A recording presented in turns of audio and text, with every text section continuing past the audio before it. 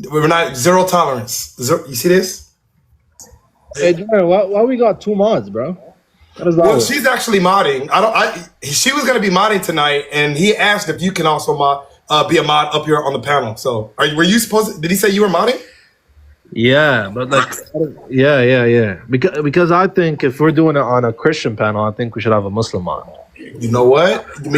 He didn't clarify that because I remember we said I could mod, and then when we have the other debate, we could have a Christian mod.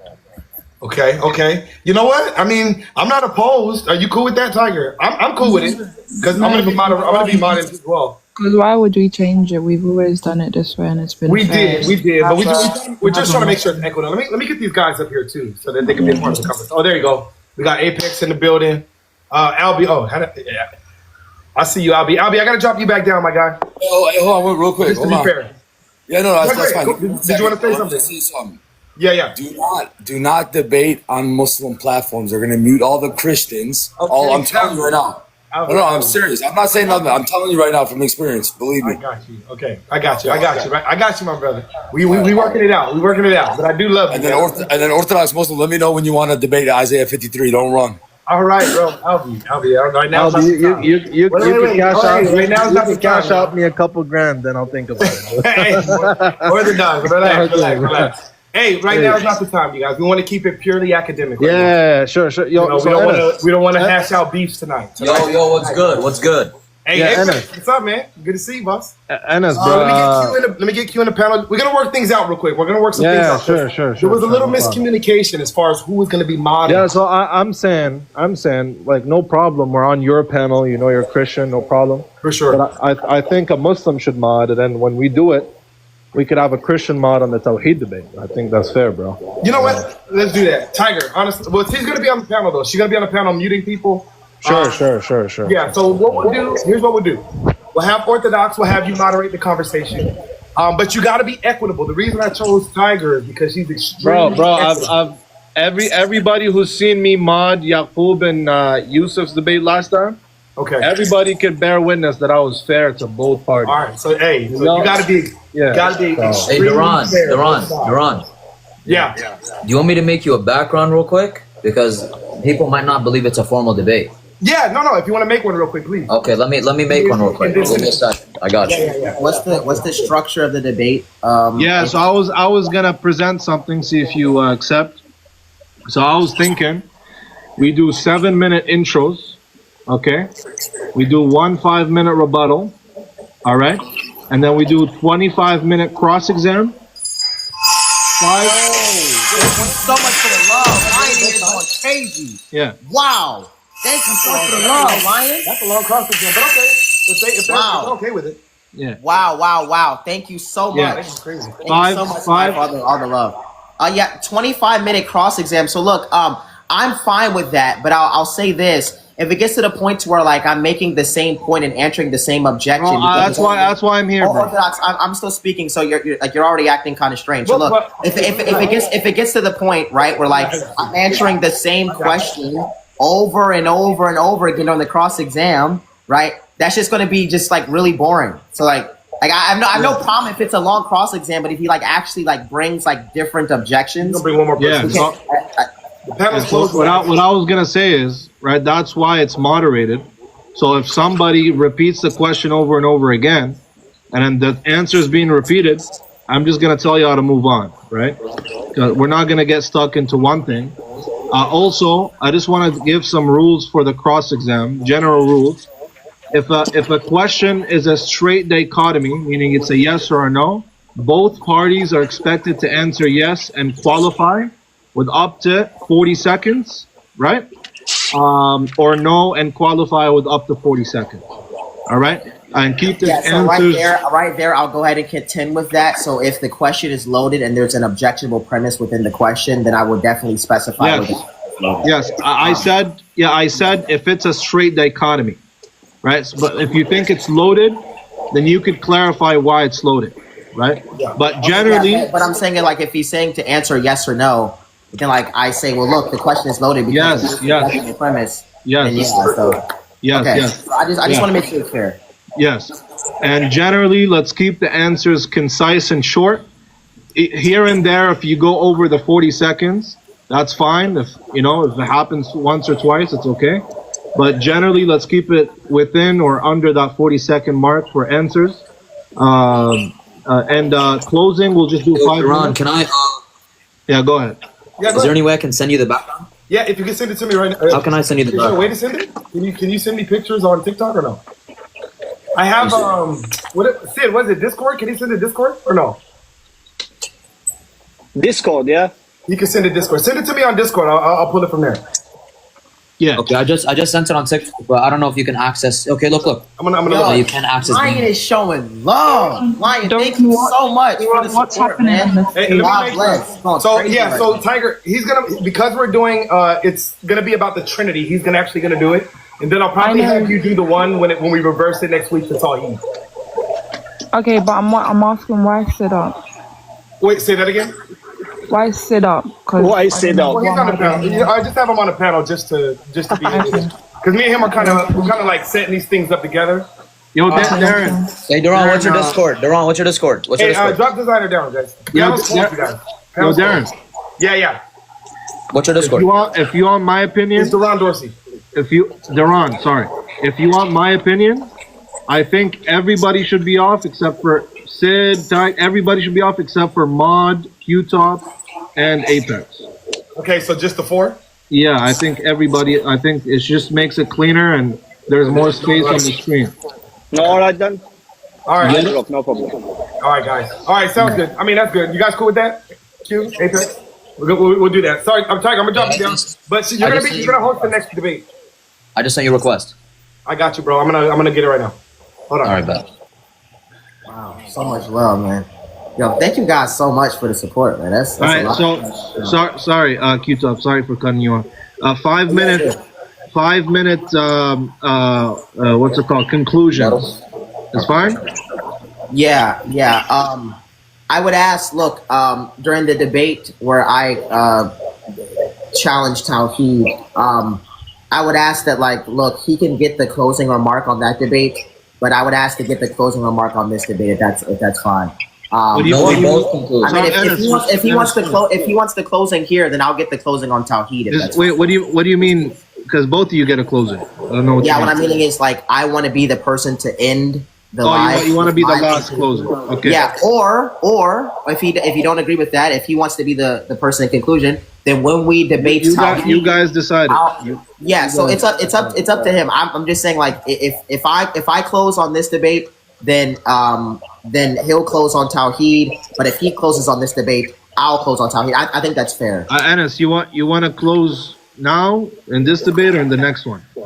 I don't. It's up to Ape. I mean, I would assume that he would want to close on Tawheed, so I'll close on this. I mean, if it's fine with him, but What do you want, Anas? I'll just close. I'll close here, and you close next debate. you want me to close on Tawheed? Yeah. Okay. All right, cool. Yo, Duran, did you get my friend request? Yeah, I did, but I don't see the picture though. Okay, add me back. Yes, I did. I just added you right now. Can you send it? All right, real quick. While he sends that, you guys, just a couple rules, bro. No blaspheme on either side. Christians is gonna get muted, and Muslims gonna get muted today for the entirety of the live. So you guys, Just censor.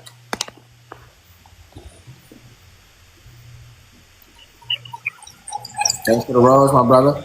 All right. So just before when there's 1 minute left in each timer, I'm just gonna do this, okay? With my hand, I'm just gonna do a hand gesture to let both of y'all know that there's 1 minute left on the clock. All right. Is there anything else that you guys both wanted to clarify before y'all start? Because I got the timer in front of me. I'm gonna have a timer on my end, just so I can. I think Lubiano, you should have it because you're the mod. I have it in front of me right here. Yeah, the timer. Yeah, but I can't see that, so I want to, yeah. Now you can set it on your end, but he'll make sure that the time is correct. Yeah, Q-Top, Definitely set it on your end as well. you could have a timer for yourself. I'm just saying I'll have the timer in front of me for the debate. Yeah. Okay. You said All right. 5 minutes, right? 7 minute intros. A 7 minute intro. Okay. All right. I got 7 minutes on the clock. Who wants to go first, or do you want to flip a coin? Well, typically, actually, who's typically in closing? formal debate, if he's closing, then I go first. Yeah, because he's closing. But I'm the one making the argument, no? So like, okay, wait. So you can't have opening and closing. That's not how it works. that's fine. So That's fine. if you want to have opening, then I'll have closing. So if you can open up if you want. It's up to you. It's You fine. want to open up? Look, it's fine. I'll close and you open. That's fine, no problem. All right. All right. I'll start the timer now. I'm gonna start in He's three. gonna start it. Let him referee. He's gonna referee. Yeah, 3, 2, 1, go on. Okay. So today I am here to clear up the metaphysical blunder of Islam. They don't understand what we mean when we say essence and what we mean when we say personal relation. They don't understand that there is a creator-creature distinction, and they don't understand that existence cannot be divisible, meaning that the essence of God, which is identical to existence, cannot be divisible, which is distinct from the creation because the creation is bound by universals and particulars. So this is like the big blunder. So I'm going to kind of start this off by showing the transcendental necessity of existence not being able to be divided, which is very, very, very simple, okay? Existence, right, is reality. There's not multiple realities, therefore there cannot be many different distinctions in reality being essential, meaning that reality as being the mind of God, as being the substance, the usia, can't actually be essentially divided. Because if it could be essentially divided, that would mean it'd be a particular. And if it's a particular, that means it's not God because it's dependent upon the universal. Now, here's the category issue that most Muslims make because they don't understand how we parse through these issues. So what he's going to bring up today, right, and I'm going to, this thesis is going to be like threefold. What he's going to bring up is like aliveness is law. He's going to like make blunders about the creator-creature distinction. He's going to make blunders about the identity of indiscernibility. He doesn't actually understand what the identity of indiscernibility is and how it's categorically dependent. So what we're going to see is all these blunders. We're going to see how he doesn't understand that there's one substance, one existence, one essence, one God, one being with three subsistence relations. Now, here's the issue. The issue is very, very, very simple. The mode of subsistence or the way of subsistence does not change the content of subsistence. I'm going to say it again. This is the thesis of the entire dialectic.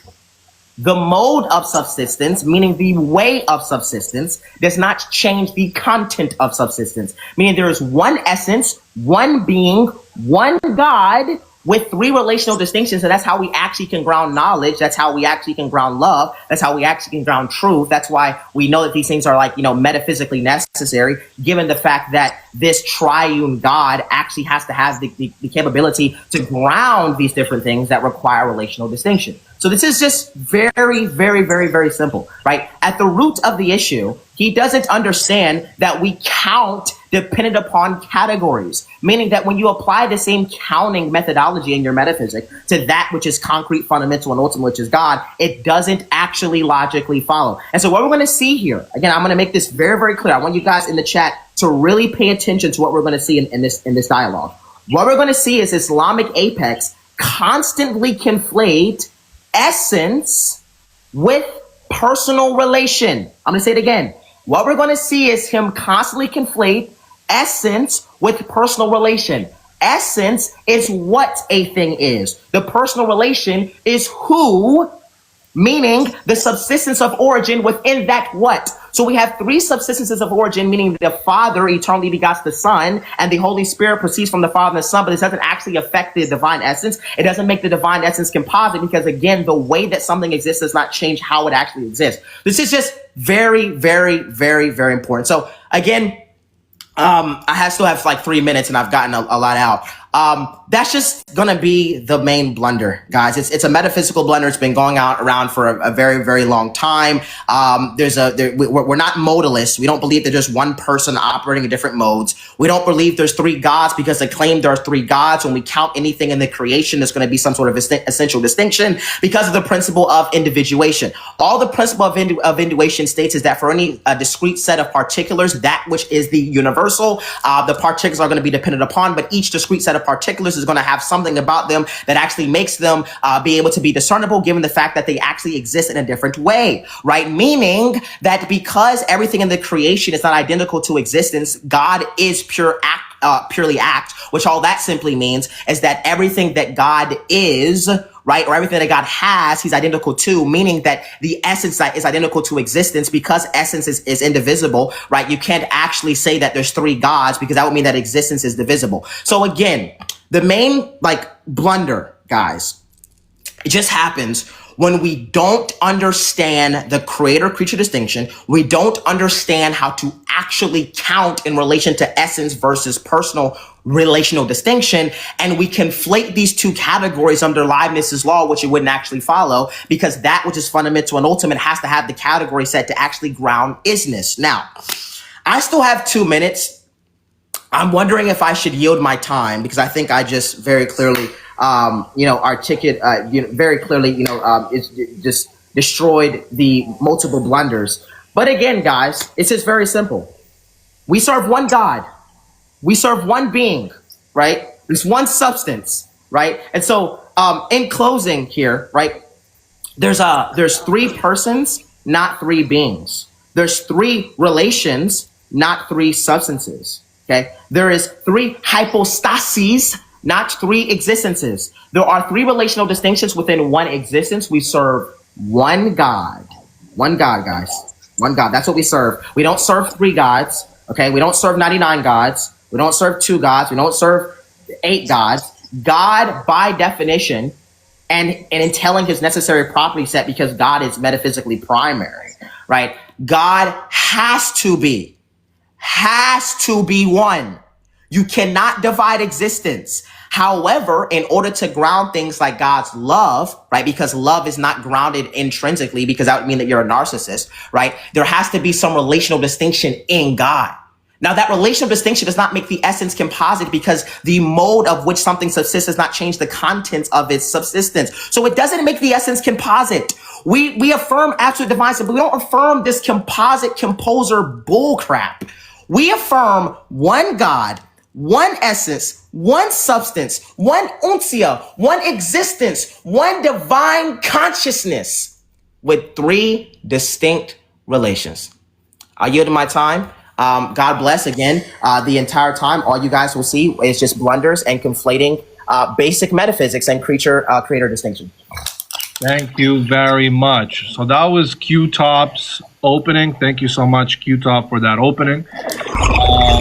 We are going to go ahead with the opening on Islamic Apex's side. Just wait for that. All right, let me just set the time here for myself. By the way, guys, I'm not debating. It's Q-Top and Islamic Apex debating today. 7 minutes on the clock. Let me just make sure I get that. 1 second. All right. Ready when you are, Apex. You ready? Yeah, I'm ready. Just let me know. All right. 3, 2, 1, go ahead. Bismillah. والحمد لله والصلاة والسلام على رسول الله وعلى آله وصحبه ومن اتبعهم بإحسان إلى يوم الدين. أما بعد.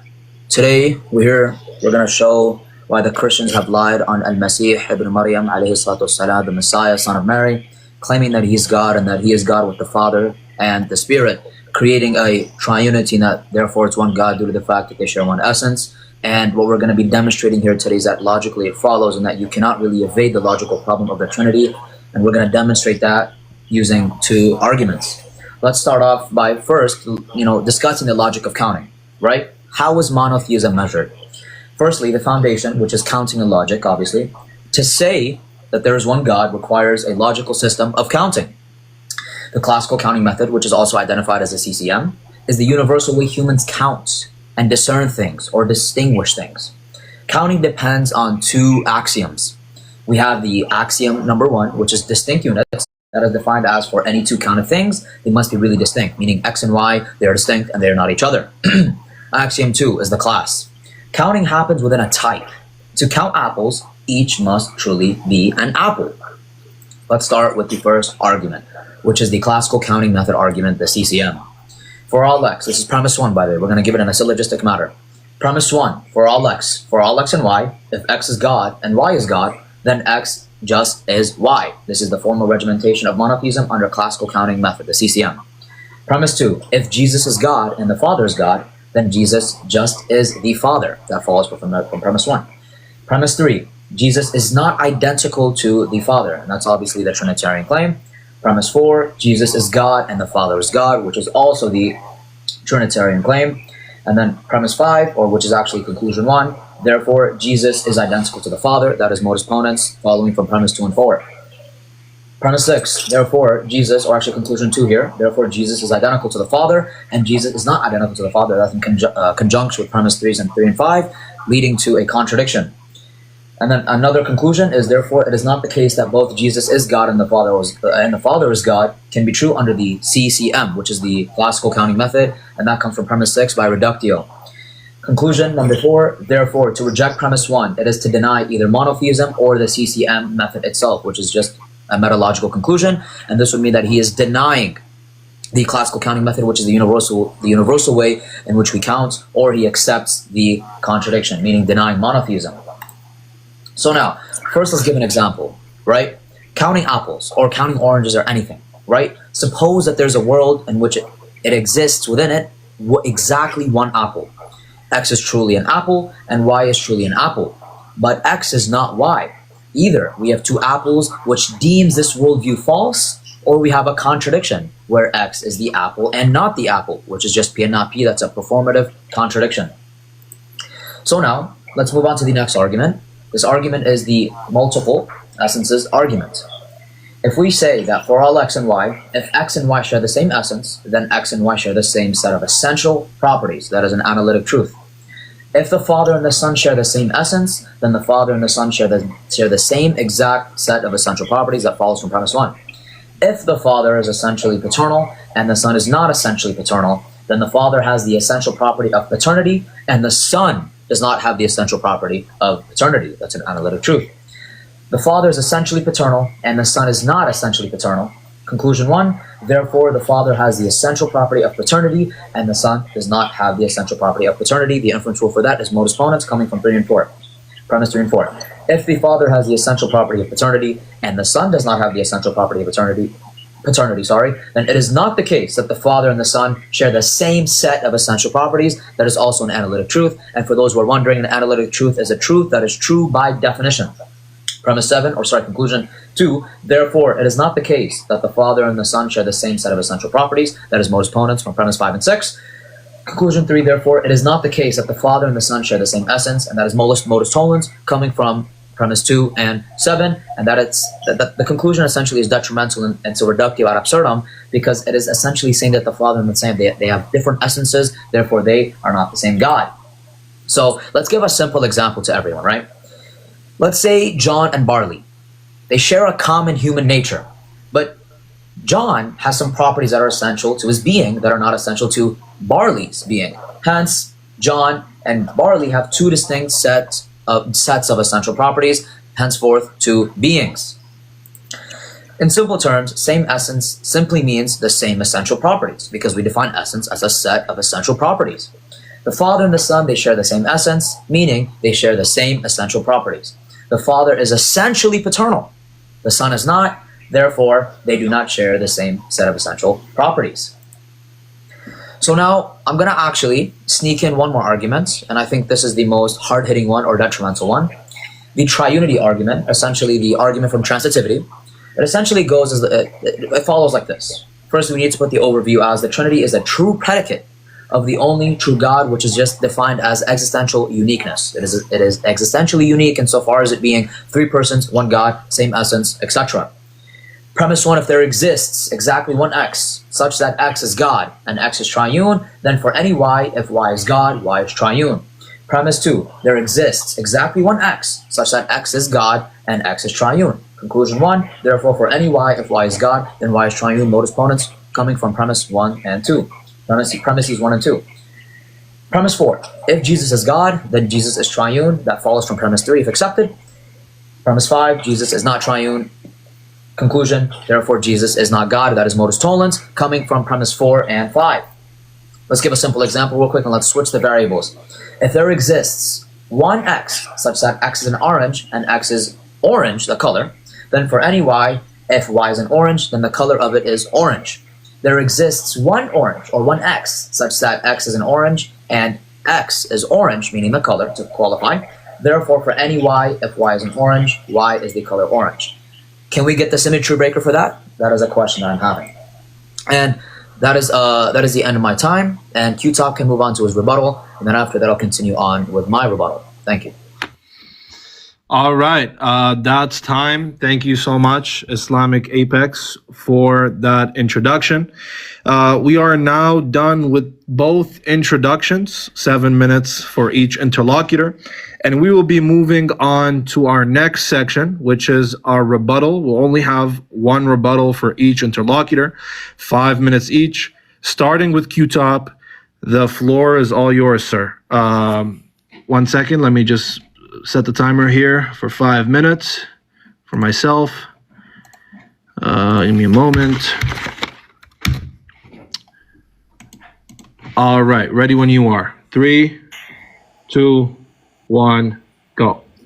Yeah, so after like conceptually unpacking some of the things that Islamic Apex raised, yeah, dude, great question. These things have been like discussed in like classical Trinitarian metaphysics for a while now. It's very, very simple. So to kind of summarize everything he's saying again, in my opening statement, I said there's going to be like some really big blunder in us conflating like essence and personal relations. It is just the case that there's one essence with 3 subsistences. Okay, and so this wouldn't actually change anything. I don't actually know like why he thinks that somehow he critiqued my opening statement, which was that, hey, there's just one essence with 3 subsisting relations. Now let's actually get to like substance here. So yeah, as I said earlier, right, there's just some really big blunder. For some reason, like these counting methods that he's invoking here, given like absolute identity, all he thinks is that he can like apply the same like metaphysical prerequisites in the creation to the creator. Now, I already like parsed this out, but I parse it out again. It's his first like big thing was like, look, dude, you're counting incorrectly. You're counting by division, and we only count things by identity. Well, look, that's just not the case. Like, you can count by division. So like, for instance, if I have a bagel and I cut the bagel, you know, in half, I don't just like suddenly have like 2 bagels now, right? So this is like just very, very simple. I don't know why there's just like blunder being made here. When we count by division in terms of the Trinity, all we're saying is like, look, this would just be a disposition to the relational distinction. So I don't know why. I'll move on to like the next one here.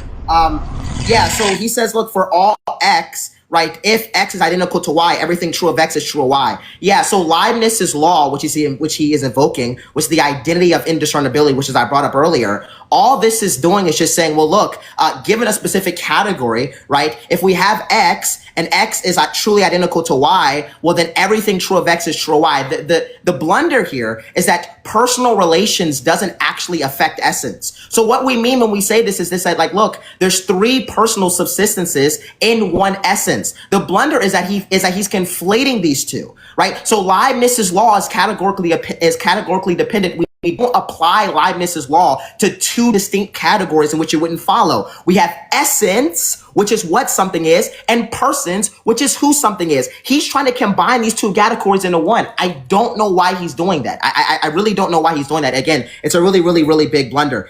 Then he went through some like logical syllogism. I tried to like type everything out. The summation of that is just very, very confusing. He says, well, look, Jesus is not God because Jesus is not triune. So it seems like he doesn't understand what we mean when we say God. Yo, thank you so much. Log it in with the $10 over on the Apple Cash. Yeah, he says Jesus is not God because Jesus is not triune. So what we mean when we say God is we're talking about like the essence, the uncia, the substance, which is what God is, which is all the properties of God. So God is powerful. God is love. God has a will, right? All these things, right? This is what God is, right? And that like the most fundamental point, right, is that God is existence, meaning that existence in itself is not divisible. The examples that he gave about apples, this is Very, very weird. I don't know why he's still comparing the creature to the creator. Apples are created. So when we talk about apples, we have to make a distinction between universals and particulars, right? So a particular is a instantiation of a universal, right? Meaning that the universal is divisible, right? This is the blunder. Like God as being one essence, existence is not divisible. We don't say that the Father is a part of God and that the Son is a part of God and the Holy Spirit is a part of God. We don't say that the Father like has Godhood and the Son has this Godhood and the Holy Spirit has this Godhood in this like divisible way, right? We say that the Father is identical to God. The Son is identical to God. The Holy Spirit is identical to God. However, the distinction comes in their relation to each other, not in their relation to the essence. I don't understand why Muslims do this. Okay, if you're a Muslim, please wake up and smell the coffee. Something can be distinct in one sense, right? But alike in another sense. This is called impure relative identity, right? And like, I don't know why this is some weird like blunder. People talking about William Lane Craig holding to relative identity. William Lane Craig holds to pure relative identity, not impure relative identity. We say impure relative identity means that we can have a Father identical to God, Son identical to God, Holy Spirit identical to God, but they're distinct in relation to each other by formal distinction. I yield my time. All right. 1 second. Let me turn my screen here. All right. Thank you so much, Q-Top, for that first.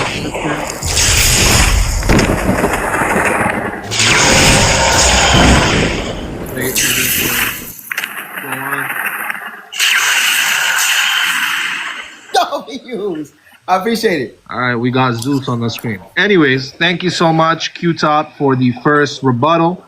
I appreciate it. Thank you for also staying on time. Let me pull it up your timer here, Islamic Apex. A second. 5 minutes on the clock. 1 sec. 5 minutes. Let me know when you got it so I can start. Yeah, I'll let you know, man. Don't worry. All right. 3, 2, 1. Go ahead. Just before I actually unpack all of the substance, you're going a little too fast, right? Like no one can understand you. I mean, at the end, it sounded like you were lagging a bit. You weren't really like articulating yourself properly, and as you should, because that's not what debate etiquette is, and you're not representing it correctly. To start off, you mentioned that I mentioned identity of discernibles. In fact, it's indiscernibility of identity, right? So that's what Leibniz's law is. He is confused. So Leibniz's law is not identity of discernibles. Leibniz's law is going to be indiscernibility of identity, right? So yeah, I know you're thinking, it's fine. So and to actually address your objections, we're gonna go ahead and look at what I was actually talking about. So I brought I brought how we should understand how to count, right? Which is the CCM, and he claimed that he counts by division, and that, if you cut a bagel, is it 2 bagels? No, it's not really the same thing, right? Because if you were to cut a bagel, it's just going to be one part of a bagel, other part of a bagel. That's not really what we're doing here, and so far in respect to the Trinity, right? So again, I'm going to clear up how we count. There's 2 axioms, distinct units for any count of 2 things. They must be really distinct. The class is going to be counting happens within a type. To count apples, each must truly be an apple. That's an example. Okay? So now, with that being said, we understand that when we go to the argument, that is the classical counting method argument, and we understand if we count by identity, we are going to reach 3 gods, and there is no disagreement upon that, right? But let's say when we count by division, it still doesn't evade the argument. I pause the time. Yeah, so I pause the time.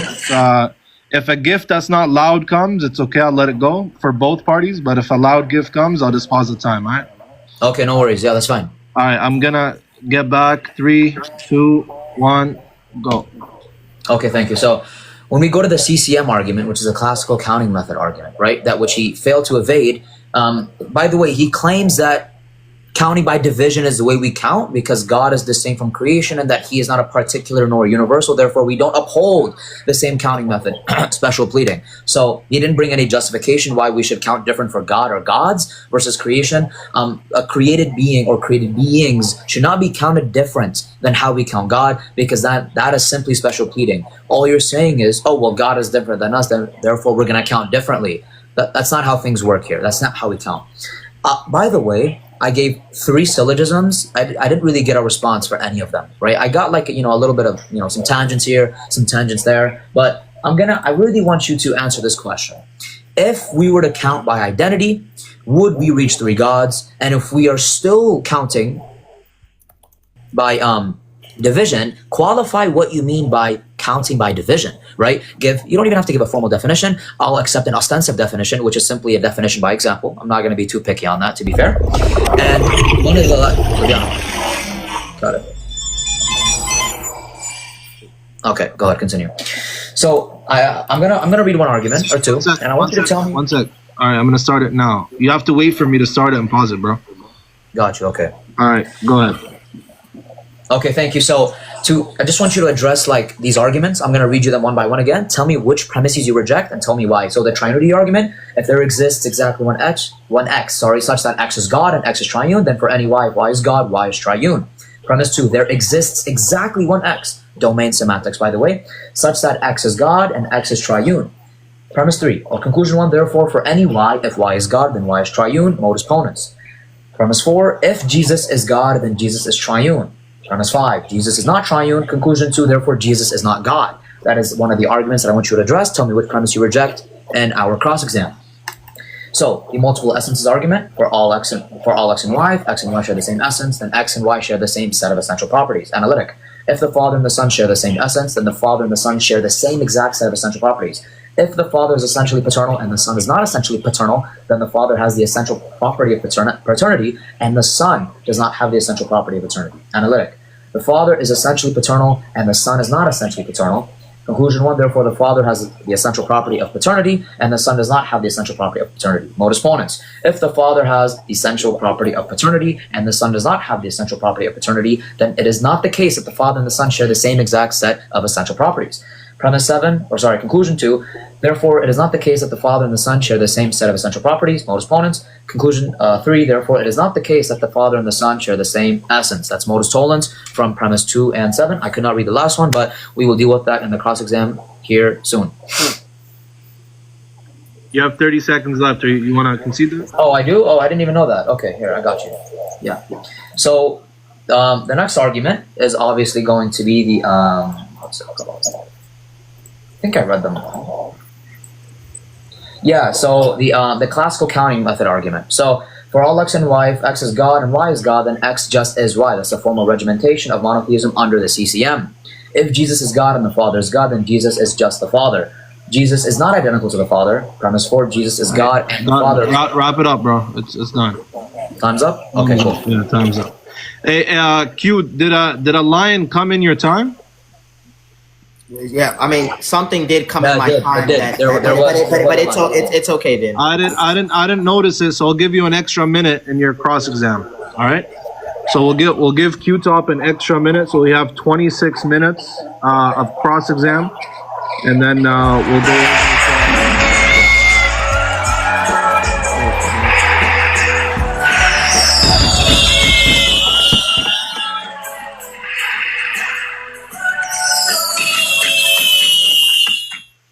All right. Yeah, so we'll give him an extra minute for his cross exam.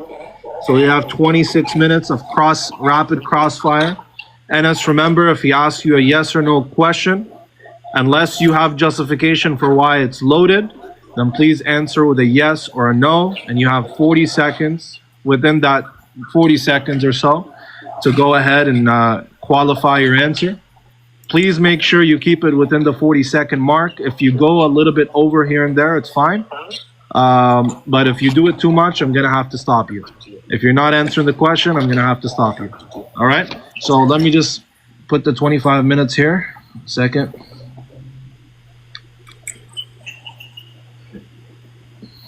$25 minutes.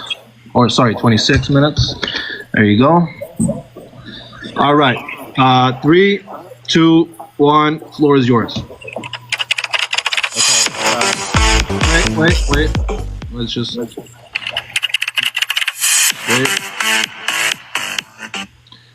All right. Go ahead. Okay, so I'm going to take this time just to ask some questions about the Trinity. This is just clarifying questions because obviously I'm not critiquing Tawheed. Do you think existence is divisible? Yes or no? And by existence, you just mean like, like for example, such being that exists. Like that's just like, I'm just wondering what you mean by existence. No, I'm not mean the being that exists. I mean that which is identical to existence. So the act of being itself, not a particular being that exists. I don't believe existence is identical to anything. So that question is not I'm not asking you if you believe existence is identical to anything. I'm saying, is existence divisible? That's the question I asked you. Well, I don't know what you mean by existence here. Yeah, I just explained what I mean. You want me to define it again? No, you didn't. I'm just gonna existence. I'm gonna pause the time, just so Q doesn't lose his.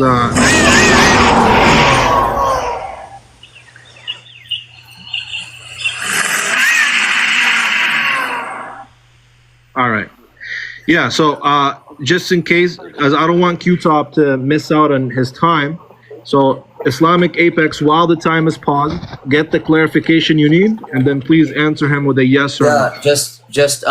I think you're treating existence like a predicate or a property, in which I don't agree. I believe existence. Somebody's lagging. Yeah, he's lagging. What existence here? And as you just lagged for the last 8 seconds or so. Yes. You want me to repeat it? Go ahead. Okay, so Q-Top, it sounds like you're taking existence as like a predicate or property. My question is which I don't agree. I believe existence is a quantifier. What is being picked out when you say existence? Why are you asking? Okay. Pause. It's a qualifier, sir. I have the time. Is it like is he asking me questions? Am I asking? No. I have the time. I'm asking a qualifier. No, guys, stop. I have the time paused. So just so you don't get your time wasted, Q, I want him, because he's not answering a yes or no, he wants you to qualify. So I have your time paused so he can understand your question. And as soon as he gets that, I'll restart. Okay. Yeah. So I already qualified this. I'll just qualify it again. And by the way, I'll slow down because I think you're not tracking. When I say existence, I mean the act of being. Existence is being itself. So existence is not divisible. I'm asking you if you think it's divisible. What is act of being? This is just more ambiguous. What is act of being? At this point, this is the crux of the entire conversation, and for some reason he doesn't know what anything means. Yeah, existence, do you know what the word act is? Do you know what the word act is? Is that a question? Yeah. Yeah, act, I know it's ambiguous though. Like you could be referring to act in the sense that God is one act, or you're acting for a show. You have to flush everything out. I don't think you're trying. All right. So Q, do you want me to reset your time again? Yeah, bro. You have to just reset everything because this is like literally the crux of the entire debate, and he just doesn't know what anything means now. Yeah. So no one understands what you're saying. I'm gonna start the time again. I think you don't understand. I don't think you should guys, on the chat. Guys, stop. All right, we're gonna start the time again.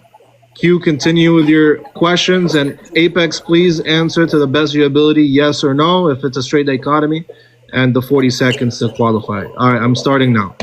Yeah, I'm going to ask him the question again. When I say existence, I'm saying the act of being. So when I say existence, I'm saying that which is fundamental. Existence is a being. So I'm asking you if you think that existence as being that which is fundamental can be divisible. Yes or no? Again, you're not disambiguating very well. I'm going to ask the qualifier again. When you say act of being, what the heck does that pick out? I don't think anyone is understanding what you're saying. I don't think you understand because you're not able to disambiguate. And as you can't ask him questions. All right, guys. All right. Enes, when you're being questioned, you can't ask him questions. Just answer and say your question doesn't make sense, but don't ask him a question, please. I'm disqualifying. Just qualifying. All right. No, you don't get to ask him questions. He asks you the questions. I'm going to start again. Go ahead.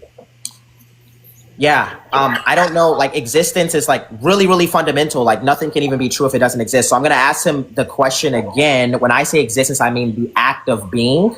Act of being, right? This is like some sort of like essential thing to where like what something is identical to that it is. So if something exists, it just means that it actually is. What I'm asking you is, do you think fundamental existence or that which actually is can be divisible? Meaning, do you think that it is a universal that can be divided among particulars?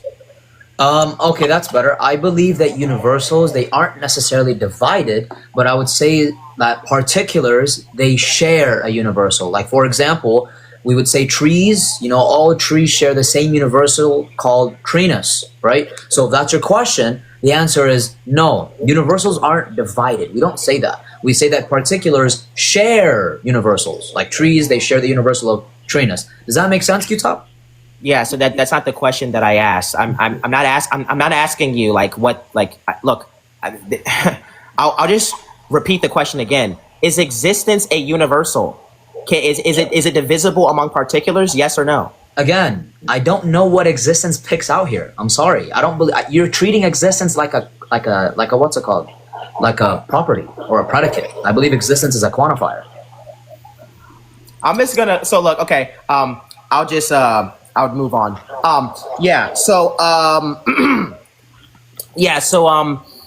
Is Leibniz's law categorically dependent?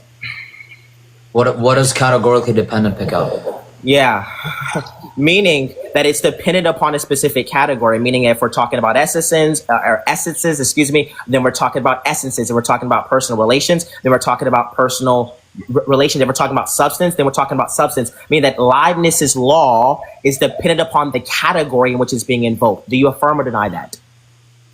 Yeah, it depends what you mean by that. If by that you mean that you can apply Leibniz's law consistently in one subject or in one specific modality, then I would say yes, but you constantly gibberate. Please disambiguate yourself. Go ahead. Yeah, I think what you call gibberating, I just call you just like running and dodging because you know this destroys your worldview. So again, I'll just go ahead and move on for that because he doesn't know what these words mean. So what's interesting, do you think it is necessary that which is ultimate and fundamental can account for unity and diversity and ultimacy? Can you please disambiguate?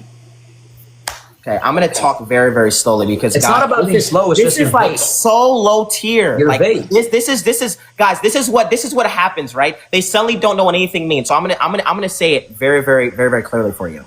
Okay. Do you think that God? When I say God, I'm just referring to that which is ultimate, meaning that everything depends upon it as a foundation. And I'm referring to that which is fundamental, which just means it's metaphysically primary.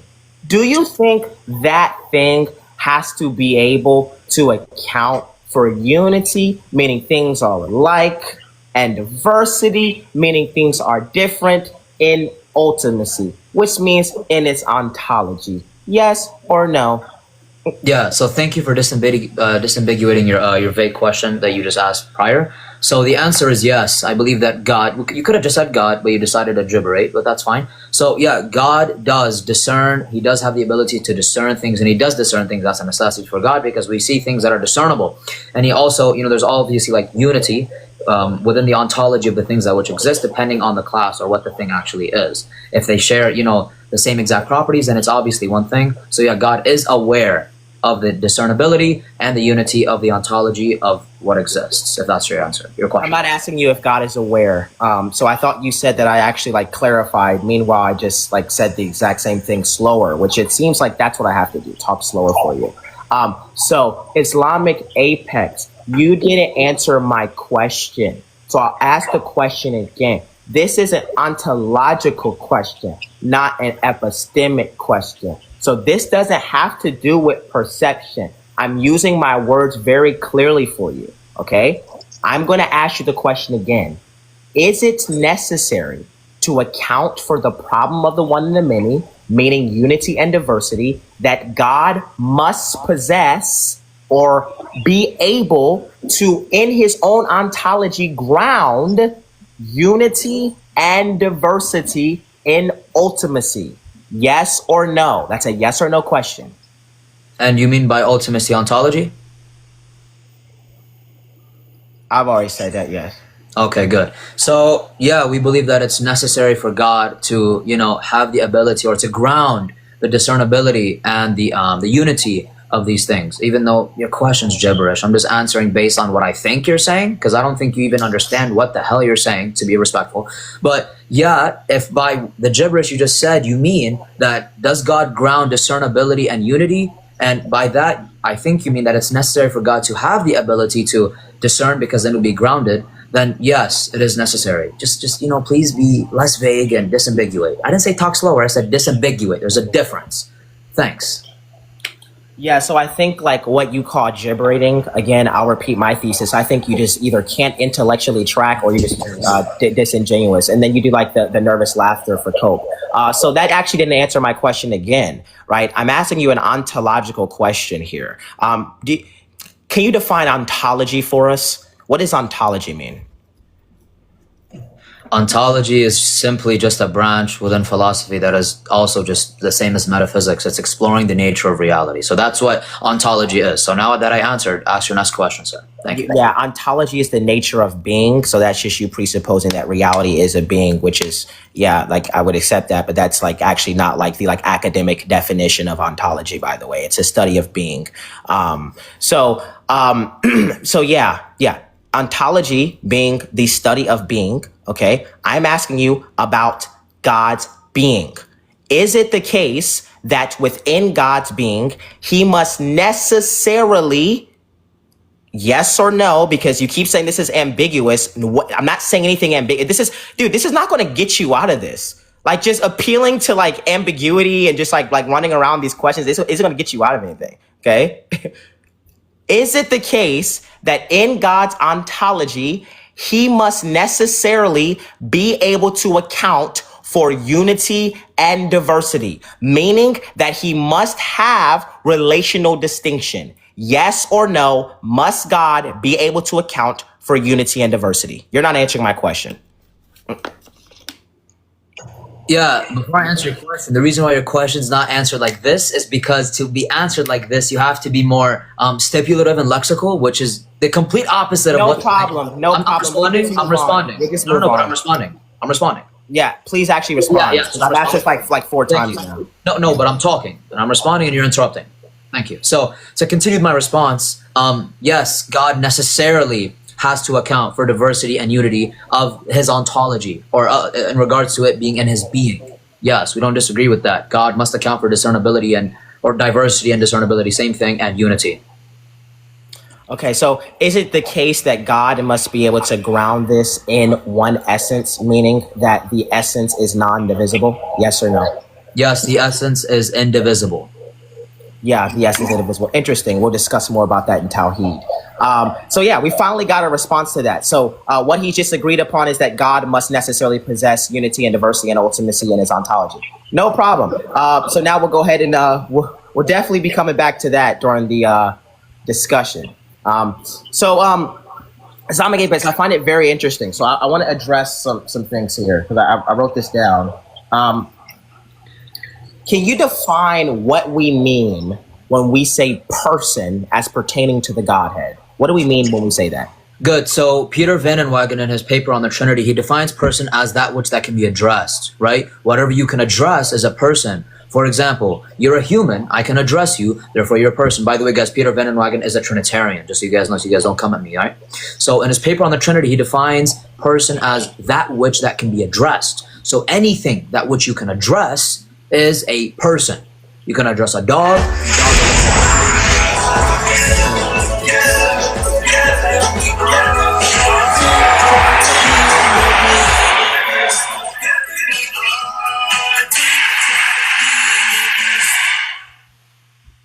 All right, I'm gonna start the time again here. 3, 2, 1, go.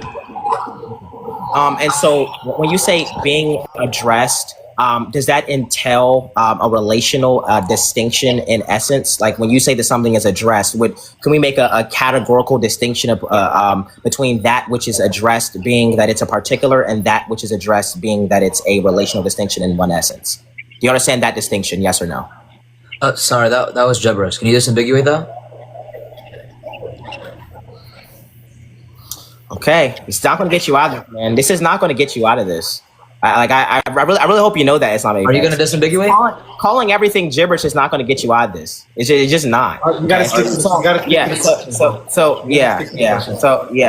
yeah. So if you're not going to answer my questions, this is just going to get really boring. So I'll go ahead and like repeat the question, right? Because like you're just going to keep saying what do you mean, and then I can just say well like what do you mean by what do you mean? So this is just going to go nowhere, right? So I'll go ahead and repeat the question, okay?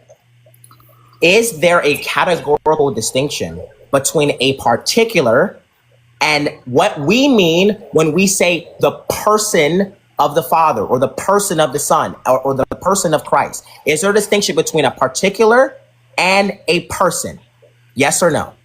Yeah, according to your paradigm, you would say that there is a distinction due to the very fact that the Son and the Father and the Spirit, these three are simply not universals or particulars. So they're not addressed as like the mode of existence of a particular or the mode of existence of a universal. So the answer is no. Or sorry, yes, there is a distinction according to your paradigm. Okay, so if you understand my paradigm, I want to make that very, very clear. We've acknowledged that we don't count particulars the same way that we count personal relations. Okay, perfect. So now moving on from that, what is a particular? Sorry, yeah, a particular is something that which is instantiated from a universal. Okay, and so everything that exists as a particular, you would agree that it is divisible? Divisible as in separable? Yeah, divisible as in the universal that grounds it is the particular is a particular instantiation or instance of the universal. Yeah, a particular is an instantiation of a universal. That's what you just asked. Is that what you meant to ask? That's what I just said.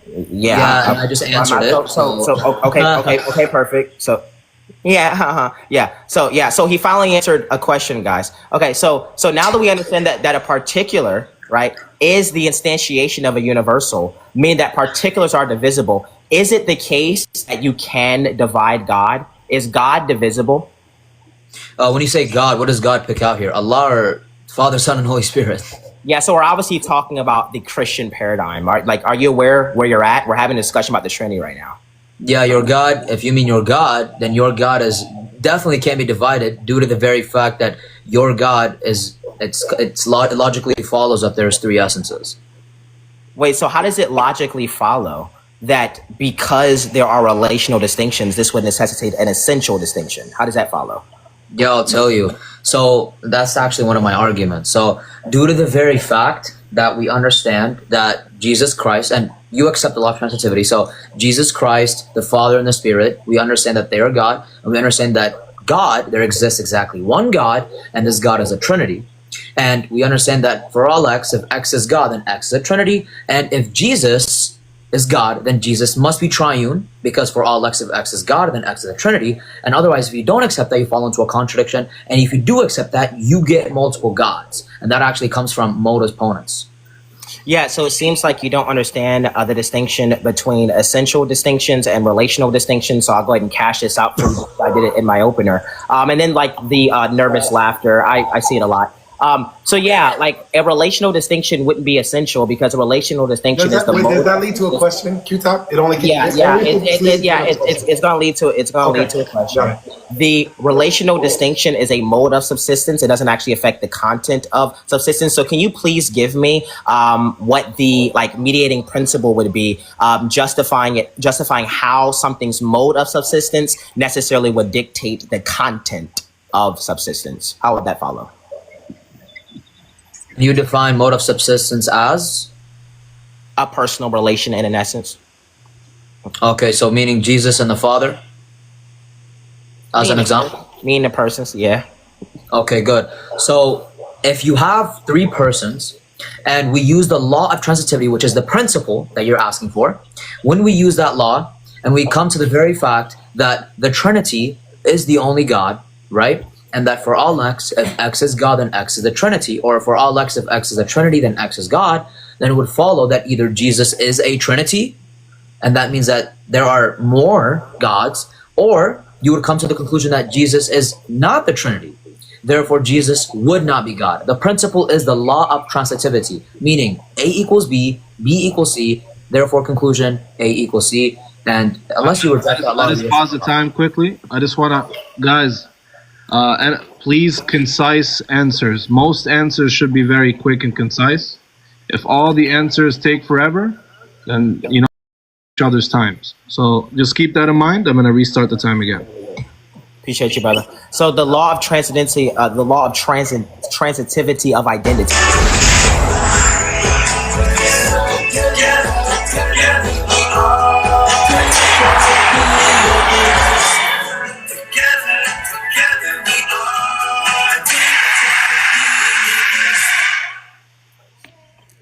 right, I'm gonna start the time again. Go ahead.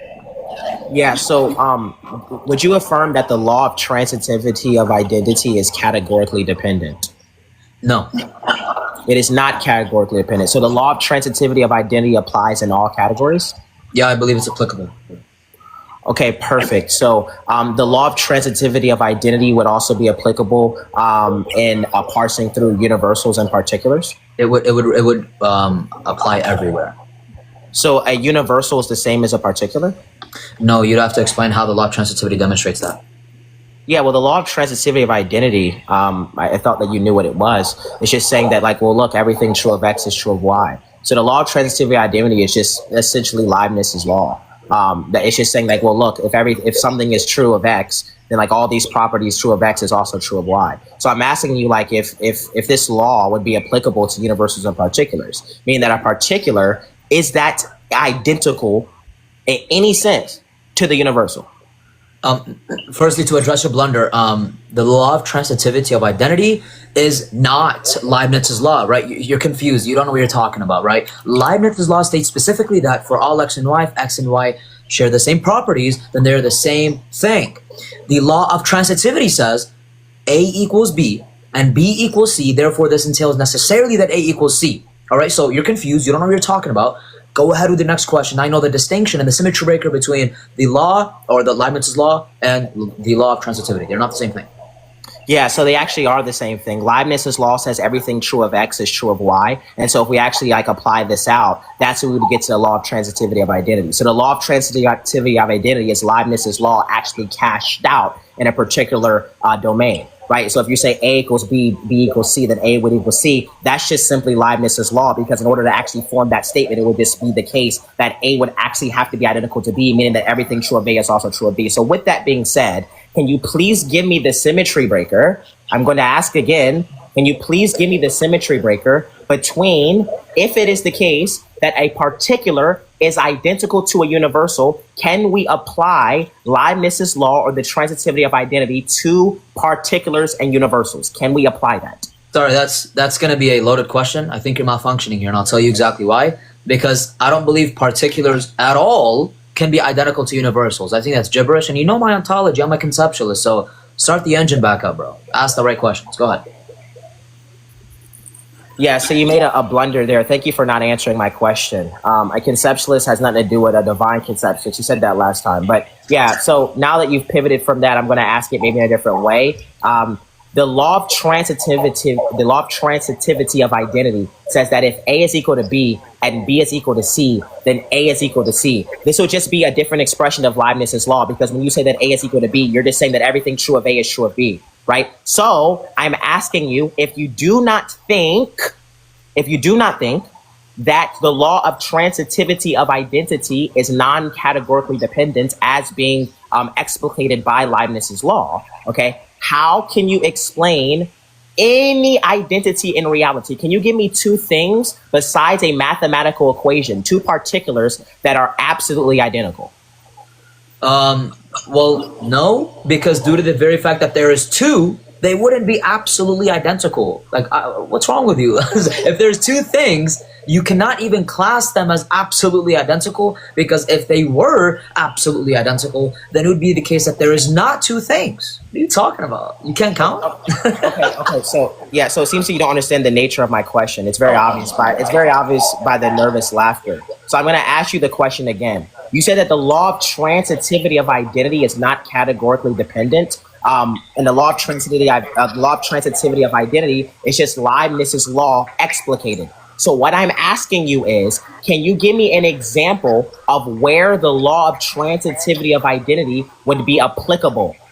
Give me an example of the law of transitive identity. Not the math. Give me an example of the law of transitive identity that's actually applicable in the real world. Yeah, for example, I mean, we could say, like, for example, you have air, right? And by the way, this is a semantical reduction, a semantical distinction, but an ontological reduction. Let's say we have air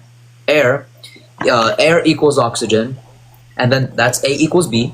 And then we're going to say oxygen equals, or let's say, I meant to say we have liquid. We have like the ocean, right? We have the liquid in the ocean that is equal to water. Water equals H2O. Therefore, H2O equals liquid in the ocean. That's an example of an ontological reduction, but a semantical difference. Do you understand how this can apply? This is due to the very fact that A, B, and C are all equal. Do you understand?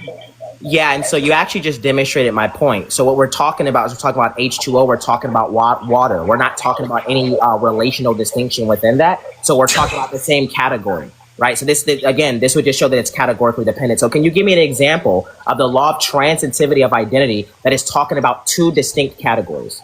Yeah, the point is there is not a distinction. There's only a semantical distinction. Why? Because A equals B. An equivalence here is stating an absolute identity, right? Since there's an absolute identity, you're not going to find any distinction. It's going to be ontologically reduced to the same exact thing, same thing, but there's just a semantical and syntactical distinction. You understand? So you're not answering my question again. I told you why it's very obvious by the nervous laughter. So let's actually let's actually bring this back, right? Let's bring this back. Can you repeat the question I've even been asking you? Yeah, you're asking me how can we demonstrate the law of transitivity? How can we demonstrate and apply this to the real world? I can track, but you can't track why I'm answering the way I'm answering. No. I asked you, is the law of transitivity of identity categorically dependent? You said no. So then I said, demonstrate in the real world how the law of transitivity of identity is not categorically dependent. And you haven't done that. All you did was you talked about water and H2O, right? That's the same category. H2O is water. There's no relational distinction in there, right? So when we talk about the Father, Son, and Holy Spirit, we're saying, well, look, these are identical in essence, but there's a different relational distinction because one is begotten of the other and one proceeds from the Father and the Son. So I don't understand why you're making this weird blunder. So I'm gonna ask you the question again. Can you please give me an example of how the law of transitivity of identity is non-categorically dependent? Yeah, to simply answer your question is actually close to an argument from silence, and I'll tell you exactly why, okay?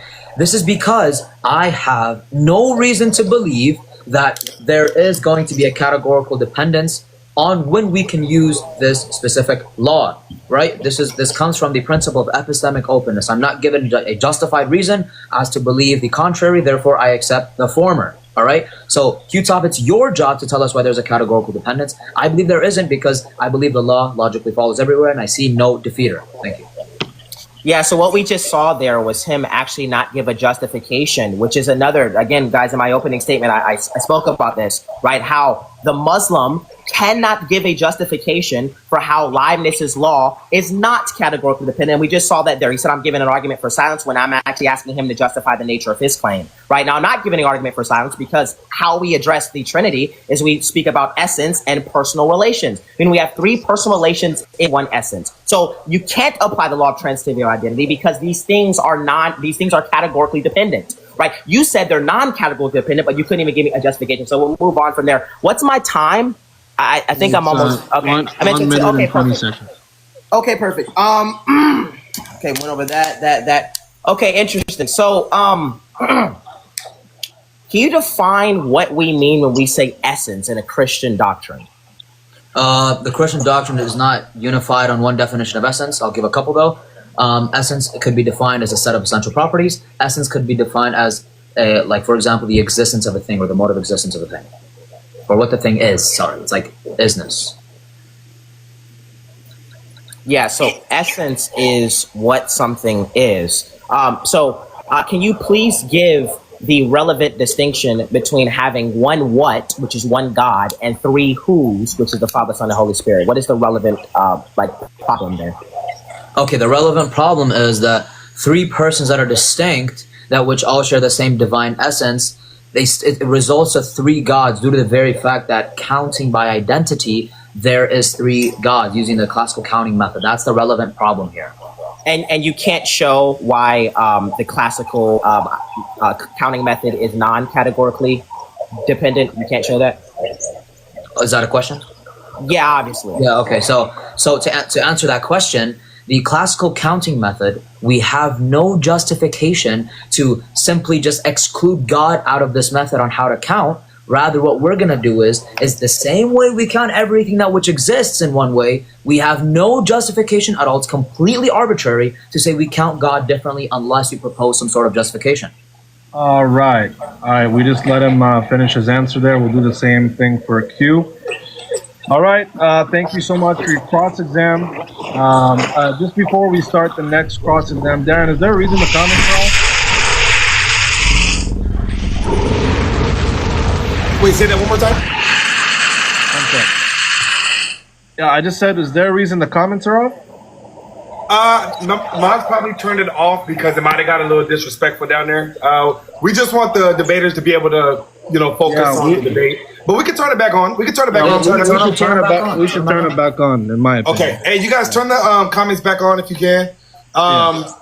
Just make sure everybody keeps it respectful on both sides.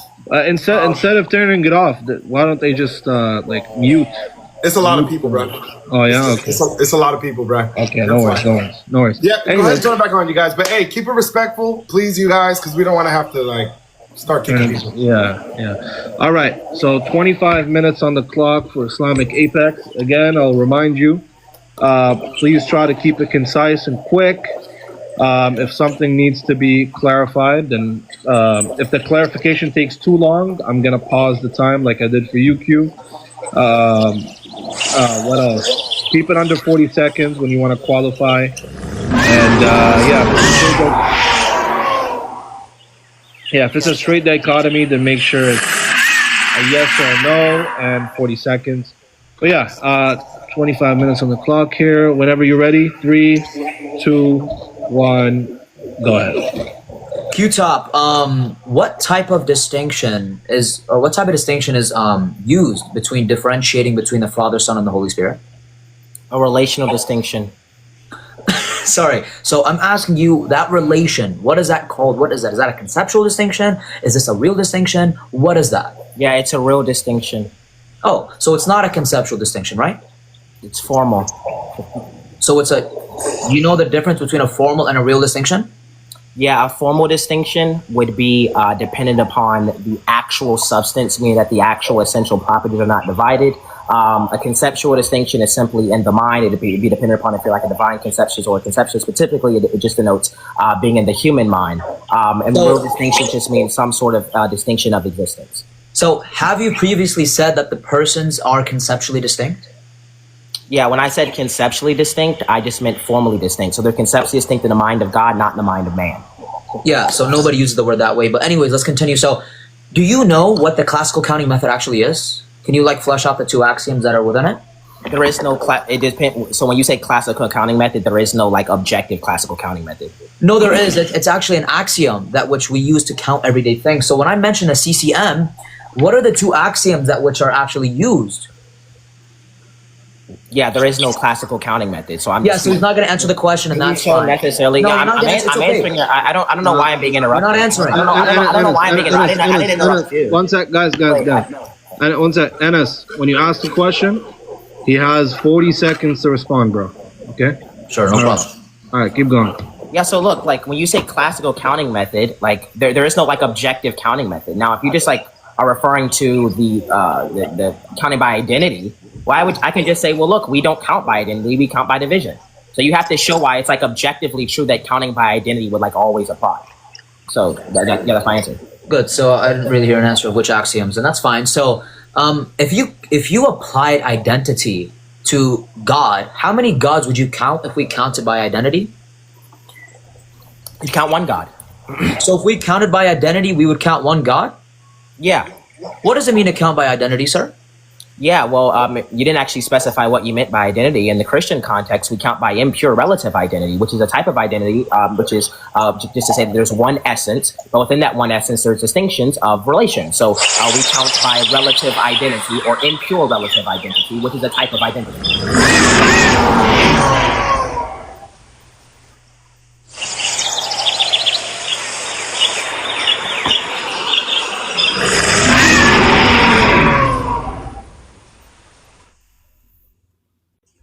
Can you guys hear me? All good? We can hear you. Okay, good. So, Q-Top, does the CCM use classical identity? Yeah. Okay, good. If we applied classical identity to God, how many gods would we have?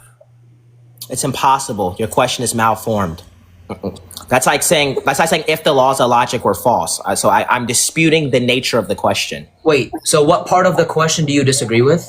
Yeah, because God is metaphysically primary, existence is indivisible, therefore you can't actually divide existence like you would divide particulars. So we count the created order differently than the creator. Oh, so you're saying that we're essentially special pleading and we're counting different due to the very fact that God is distinct from creation. Okay, good. So my question is we cannot apply classical identity to God.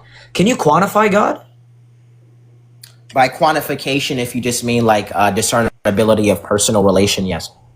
Okay, good. So we can create a discernibility. Good. So when we discern these persons, right? What makes them one God? What makes them one God is that they share one divine essence. The essence is actually what God is. So all the essential properties that make God God are fully possessed by three distinct relations. Good. Can you please cash out for us what classical identity is? Yeah, classical identity would just be some sort of representation or explication of Leibniz's law, which just says that X is identical to Y. Everything true of X is true of Y. So when we count, if there's no indiscernibility, then that would just mean like one thing under classical identity. Good. Do you accept classical identity? I think it's categorically dependent. Yes, I do accept it. Okay. Why can we not use classical identity to count how many gods there are? Yes, I'll say it again, which is what I said in my opener. We can't use it because like existence is indivisible. So we apply this to particulars. We don't apply this to that which is the instantiation of particulars, which is God. So because God is existence, you can think about God being reality. We can't divide reality because that means there would be different distinct realities. There's only one objective reality. There's only one objective God, and that God is identical to existence. And there's three relational distinctions that fully possess existence. Okay, good. Thank you for that answer. So would you say that when you say that God is identical, you said that God is an instantiation of a particular. What does that mean? Yeah, I never said God was an instantiation of our particulars. You did. I said that God instantiates all particulars. God instantiates all particulars. That's not what you said. You said that God instantiates from particulars. So can you tell us, wait, 1 second, Q-Top. So what does it mean when you say that God instantiates particulars? Yeah, I mean that God created all things, and God possesses all distinct ideas, which is the universal of particulars. And so because God created all things, the created order would just be just particulars, because it all would be expressed by the universal, which is God. Good. Would you agree that the essence of God, it being one, creates the fact that there is one God? Say that again? Yeah, please understand what I'm telling you, track, right? So when I say, is the essence of God, it being identified as one and exactly one essence, is that what generates us the idea that there is exactly one God? Answer, please. I don't know what any of that means. I'm going to take it. So again, I'm going to take it. I'm still speaking, dude. I'm trying to answer your question. If all you mean by that is like God being one essence, is that why we count one God? Yeah, we count one God because there is one Godhood that is shared by three persons. Okay, good. So the reason why there is one God is due to the fact that there's exactly one essence that which all three persons share. Good. And do you define essence as a set of essential properties? Yes, essence is essential properties, yes. Okay, good. Would you agree that the only reason that they are one God is due to the fact that they all share the same essence? Yes. Oh, good. So here comes a concession. So do me and you share the same essence? No, we do not. Okay, good. What are the essential properties that me and you have that are distinct? Yeah, the essential properties we have that are distinct is our participation in existence. So we participate in existence in a different way, right? So I exist in a different way than you. So we both possess the human nature, but the way that we exist is distinct because our essence is not identical to our existence, right? And so it is the case that we, as being humans, right, we are particulars of the humanity universal, right? And that humanity universal is divisible. Existence is not divisible because God is distinct, because what God is, he's identical to. So God is identical to existence. We are not identical to existence. So we participate in existence in two distinct ways. Thanks. So again, I'm going to ask you this. Do you understand what an essential property even is? Yeah, an essential property would just mean that like something that makes an essence what it is. So if an essence does not have an essential property, then the thing actually wouldn't exist. Okay, good. Q-Top, humans have 2 essential properties. What are they? I mean, whatever you define them as. No, what are they, sir? What are they? You say essential properties in humans? I mean, we have the human nature. Sorry, that's the essence, right? I'm asking you the 2 properties that make up the humanity. What are these 2 properties? I'm not done asking my question. What are these 2 properties in which every human has to make them a human? What are they, sir? I mean, look, if by properties you just mean like what we possess. Like, I mean, we possess rationality. We're agents. Like, I don't really know how this is relevant. Yeah, it's relevant, and you'll see why. So, which properties? It's the last time I'm asking this. Which essential properties do me and you have that make us a human necessarily? Yeah, we have the ability to reason. We're made in the image of God, and we have agency. Sorry, I didn't hear properties. I just heard like some sentences. So we have rationality and we have animality. Would you agree that it's necessary for a human to be a human? They must have rationality and animality. Yes or no?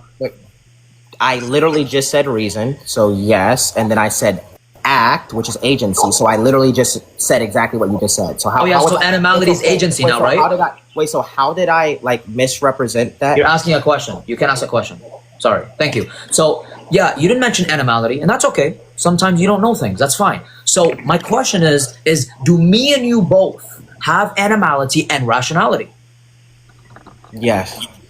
Okay, good. And we understand that if X shares the same essential properties as Y, then X and Y share the same essence. Do you agree with that biconditional, sir? I think it's categorically dependent, so no. Would you agree with it in this category? No. Why? Yeah, because we have different participations in existence. So the universal is divisible. So we are distinct. We are not the same person. We are distinct. And the reason we are distinct and the reason that we're not the exact same essence is because we have essential categories and properties that are distinct. We do not have the same essential properties. Okay, good. So do you understand the difference between an accident and an essential property?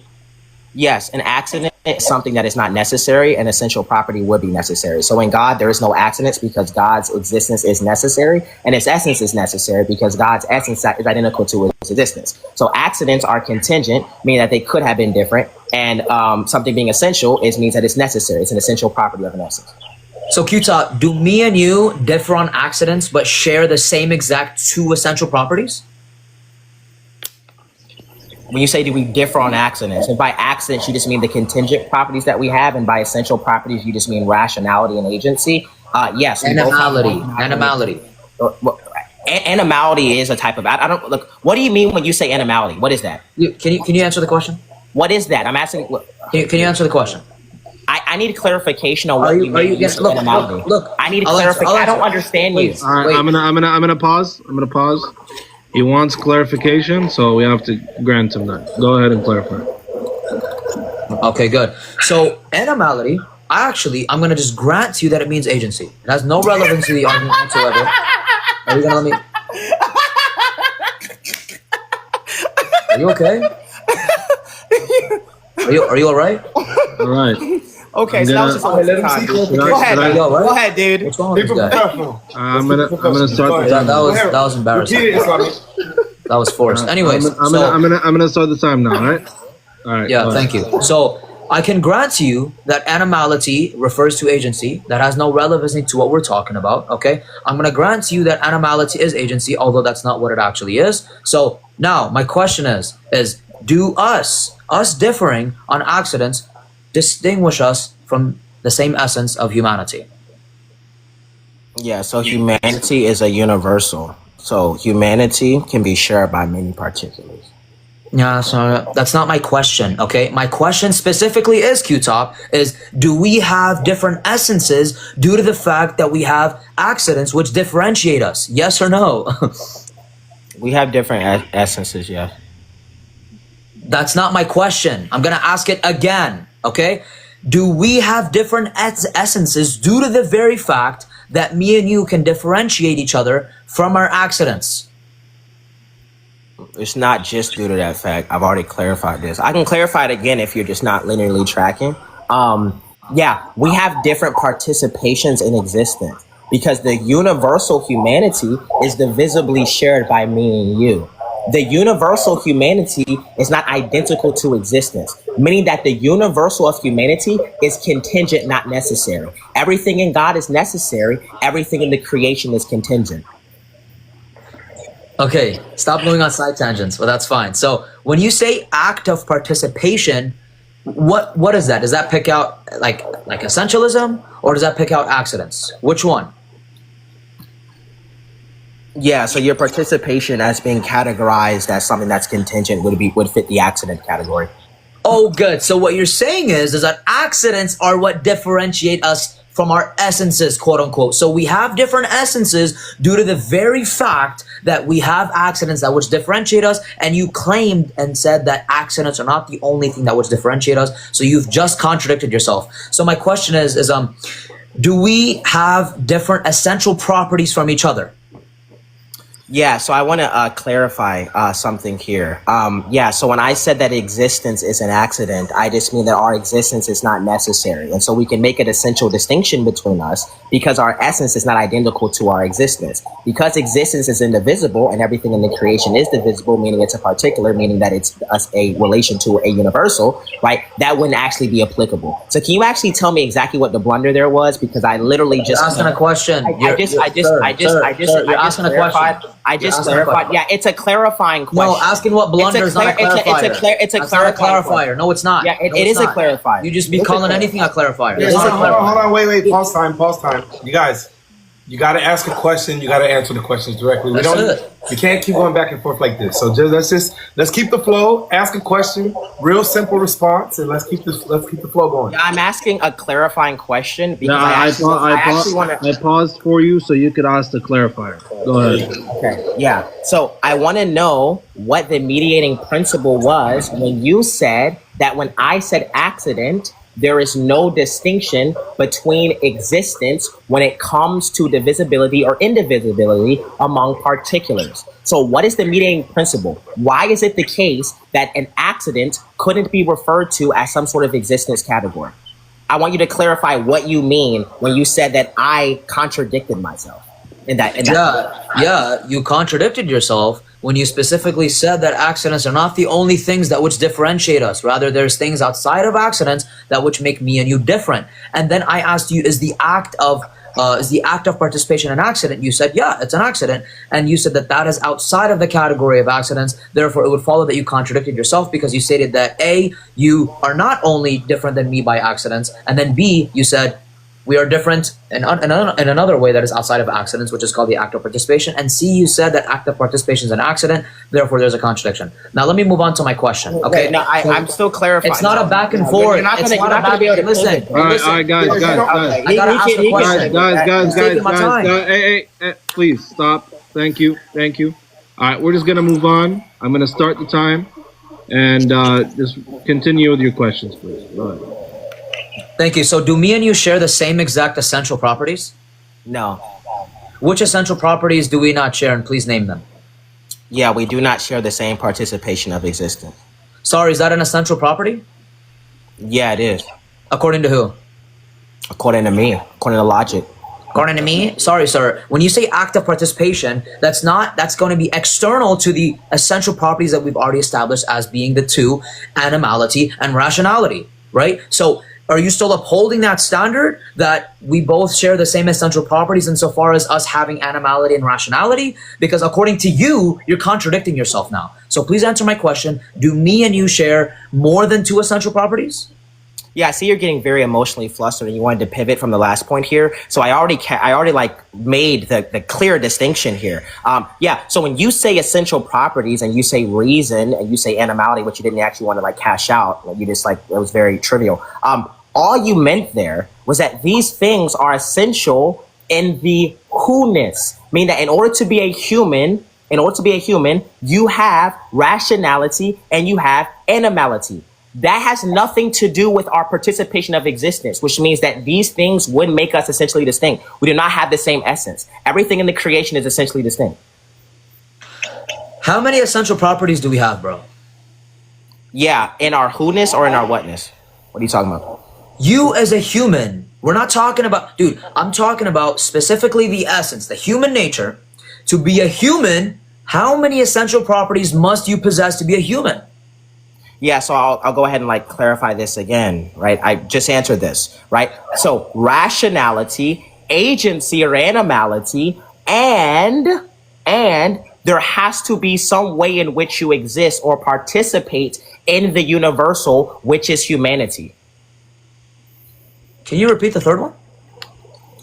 Oh my goodness gracious. Can you repeat the third one? I'll say it again. To be a human means you have rationality, you have agency, and you are participating in humanity, which is the universal. Meaning there's a participation of your existence. You are participating in existence. You are not existence, but you are participating in existence. So the third one is completely unnecessary. There is no need for the third one because by definition, if you have rationality and animality, then it follows that you exist. You cannot say non-existence possesses animality and rationality. That's gibberish, right? So do me and you both have rationality and animality? It's a yes or no question.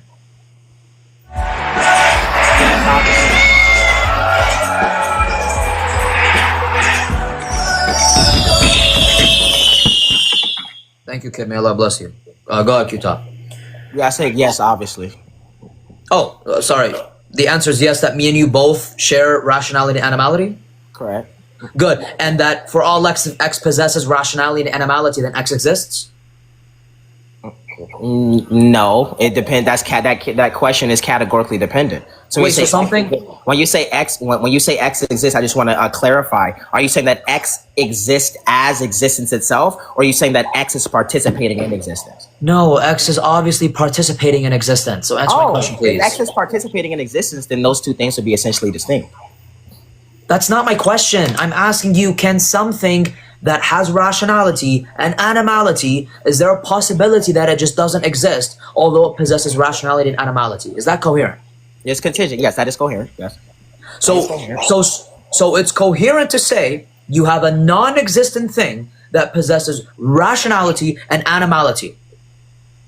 I said that if a human being exists, they possess rationality and animality. That's not my question. You're not tracking my question. I'm going to ask it again. You're malfunctioning. Yes, you are. My question is, because your third premise or condition as an essential property of the human nature is that you must participate in existence. I think that's redundant and unnecessary.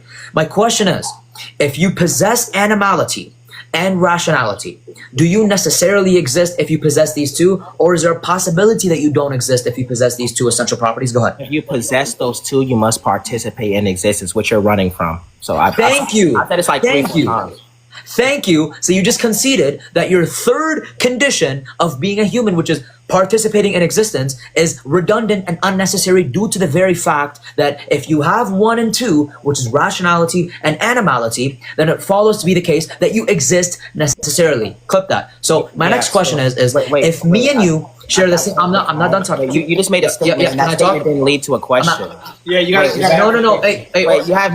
Wait. He just made a statement. You're just answering questions. You have to all you're doing is answering questions. As long as you're leading to a question. No, that's not how a debate works, sir. Guys, please. Do you know how formal debate is? You're so convoluted. Really low tier. That's a one. Hey, I'm muting both of y'all real quick. I'm muting both of y'all. What are we doing? What are we doing? Go ahead, Orthodox. Yo, Darren, next time mute them if they do that, bro. I did. I got him. Yeah. All right. Let me just clarify something. So,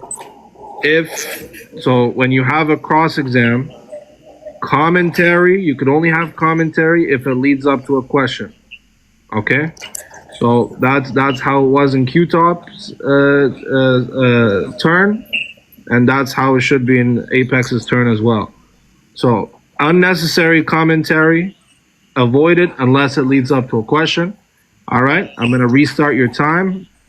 I'm gonna start it late because you guys were yelling and it was going for about 7 seconds.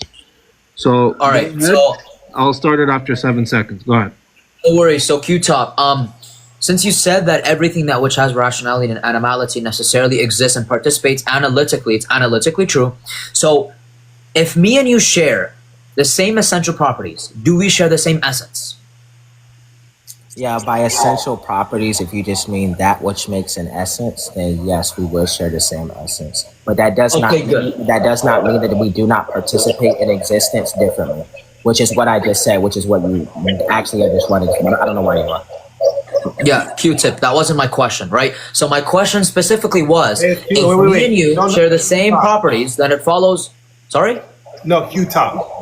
Yeah, my fault. Q-top. So Q-top, if me and you share the same essential properties, and by essential properties, I mean that which makes a thing what it is necessarily, for example, animality and rationality, would it follow that me and you share the same essence? Yes or no?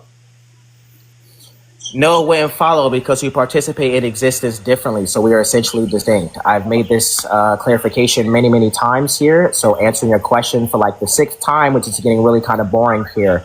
We are essentially distinct because we participate in existence differently. Our essence is not identical to existence. Existence is indivisible. So we just be participating in existence differently. Good. Is participating in existence differently? Is this like or is like participating in existence itself? Is this going to be something that is essential, like an essential property of humanity? Yeah. So all particulars participate in existence differently. So it would definitely apply to you. Yeah, like for example, like you riding a bike and I'm walking. That's us participating in existence differently. No, that's not what I mean when I say participation in existence. So let me clarify. Maybe this is where the blunder is going on. So when I say participating in existence, what I mean is that because our essence is not identical to our existence, the way that we exist, the location in which we exist, these are all things which are contextualized, what we call the principle of individuation, which is why all particulars are essentially distinct. I think you meant individuation, not individuation, but that's fine. So yeah, it's okay. It's okay, no problem. I just had to correct you there with that blunder. So Q-top, would you say that our actions also differentiate us within the act of, or the act of participation? Ask the question again, I'm sorry. Yeah, so would you say that our actions, that which we originate, would these things be differentias or symmetry breakers between my participation in existence and yours? Actions have nothing to do with it now. Okay, good. So you agree that something can act different than another, but still share the same act of participation. Yeah, something can act different. We can do different things and just share a different participation in existence. Yes. So what exactly differentiates us when it comes to the act of participation? Yeah, what differentiates us is because our essence is not identical to our existence, our spatial temporal location, okay, the fact that we're not comprised of the same matter, right? So I'm comprised of different atoms than you're comprised of. These things make us essentially distinct. Also, the fact that we are participating in existence differently. Again, I'll clarify what I mean by that because I think this is the crux of the debate. When I say participating in existence, all I mean is that because our essence is not our existence, we are participating in the universal of humanity, which is grounded by God. And so our existence, being an instantiation of a particular, would just simply be different. We are participating in the act of being in a different way. That's why we're essentially distinct. Yeah, dude, you're not answering my question. All you're saying is that we are not identical to our essence. Therefore, we're going to be essentially distinct. And you also begged a question earlier by stating that me and you, but you literally stated, you said that me and you, we are essentially distinct because of the very fact that we don't have the same essence. So again, what is the relevance of saying that me and you have different, that me and you specifically are distinct insofar as our essence is not being identical to existence? Yeah, so I'm answering your question, but I think you think answering your question is dependent upon whether you think I answered your question. Answering your question is dependent upon whether I actually presented like propositional content to correspond to the propositional content that you're inquiring about. Now, I'll make the nervous laughter. So I'll answer your question again. Participation of existence would just be instantiated. It would be like it would just be like necessarily the case. If you are a particular, because if you are a particular, that means that you are not identical to existence, meaning that you are or who you are is not identical to that you are, because existence is indivisible. Okay, we are participating in the indivisible existence, but our instantiation as a particular is divisible from humanity. So we are both participating in existence in a different way. We are both subsisting or both corresponding to existence in a different way. Okay, good. So my Lebiano, you have to pause the time when I'm asking a question. Sorry? Sorry? I said, do you pause the time when I ask a question or when he's answering? No, you don't pause the time for either. All right, no problem. Go ahead. Yeah. So, Q-Top, would you say that the Father, he is begotten? You said, did I say the Father is begotten? No, the Father is not begotten. He's ingenerate. Okay. Is the Son begotten? Yeah. Okay, good. Would you say that the Father has paternity essentially? By essential, so no, there's a relational distinction between the essential categories and the relational categories. So the Father is not essentially like distinct. The Father is relationally distinct. So that's your You point. didn't even answer my question. All right, man. All right, that is time. Wasting my time, bro. Thank you so much Oh my for goodness. that cross-examination. And I get to close, right? I get to close? Yeah, just 1 second, bro. I'm speaking. Thank you so much for the cross-examination from Islamic Apex. We have the closing segment now. It's going to be 5 minutes each. And then after that, we're going to have Q&As. So just before we start the closing, we're going to decide how many questions come from each side. So how many questions do you guys want? It's up to Islamic Apex. I'm just saying that, like, when we do the Tawheed debate, which I'm very excited for, I'll set the rules. But Islamic, you can decide how many questions you want to ask, man. It's up to you. 5, 4, something like that. We can do like 5. All right, well, you guys, you want to do 5? Real quick, guys, I just got a warning. We got to turn the comments off, bro. Hey, if you guys can turn the comments off. Yeah, I just got a warning. So people are saying stuff in the comments that got me flagged. So we're gonna turn the comments off for the rest of the debate, and we'll open it back. I guess we'll open the comments back up. I guess At the Q&A, we'll open it back. Okay, Yeah. sounds good. All right.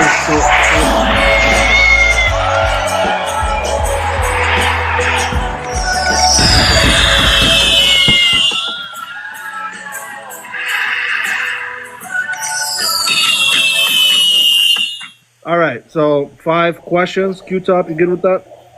Yeah, that's fine. All right, cool. All right, we'll start with Q-Top's 5-minute closing statement. We'll go to Enes after that. Let me just put the timer here. Second.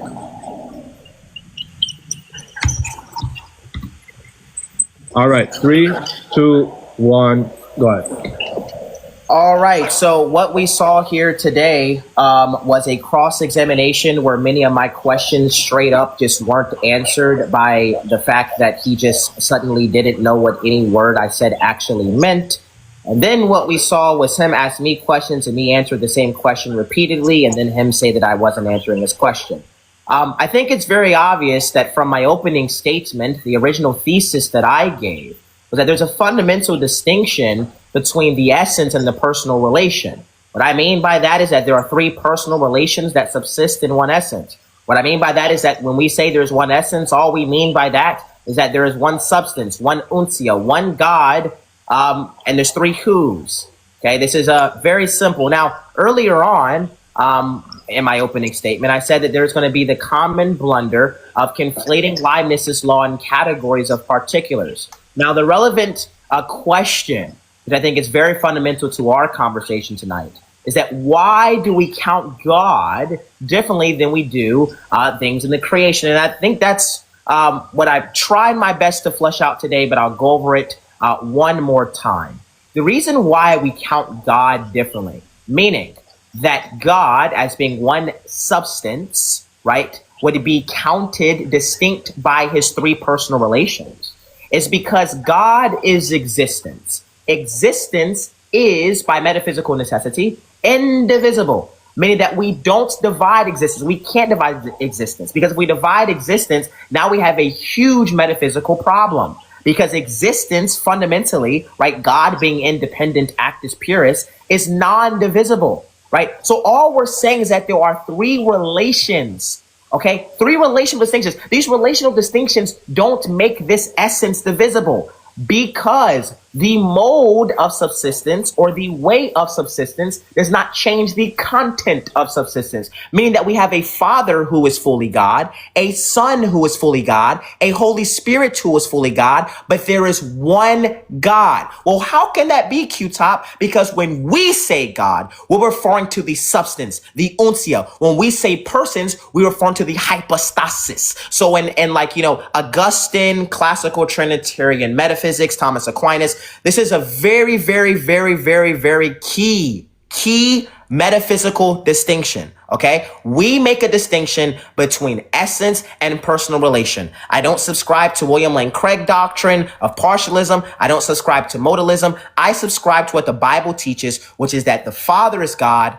the Son is God, and the Holy Spirit is God. And that Son, who is God, has revealed himself to the creation, taking on a human nature and dying on the cross for sinners. That if you believe that Jesus Christ is Lord, if you believe that Jesus Christ has died and rose from the dead, you shall be saved. Because Jesus Christ, as he says in John chapter 10, verse 30, I and the Father are one. One what? One in substance. One what? One in nature. One what? One in uncia.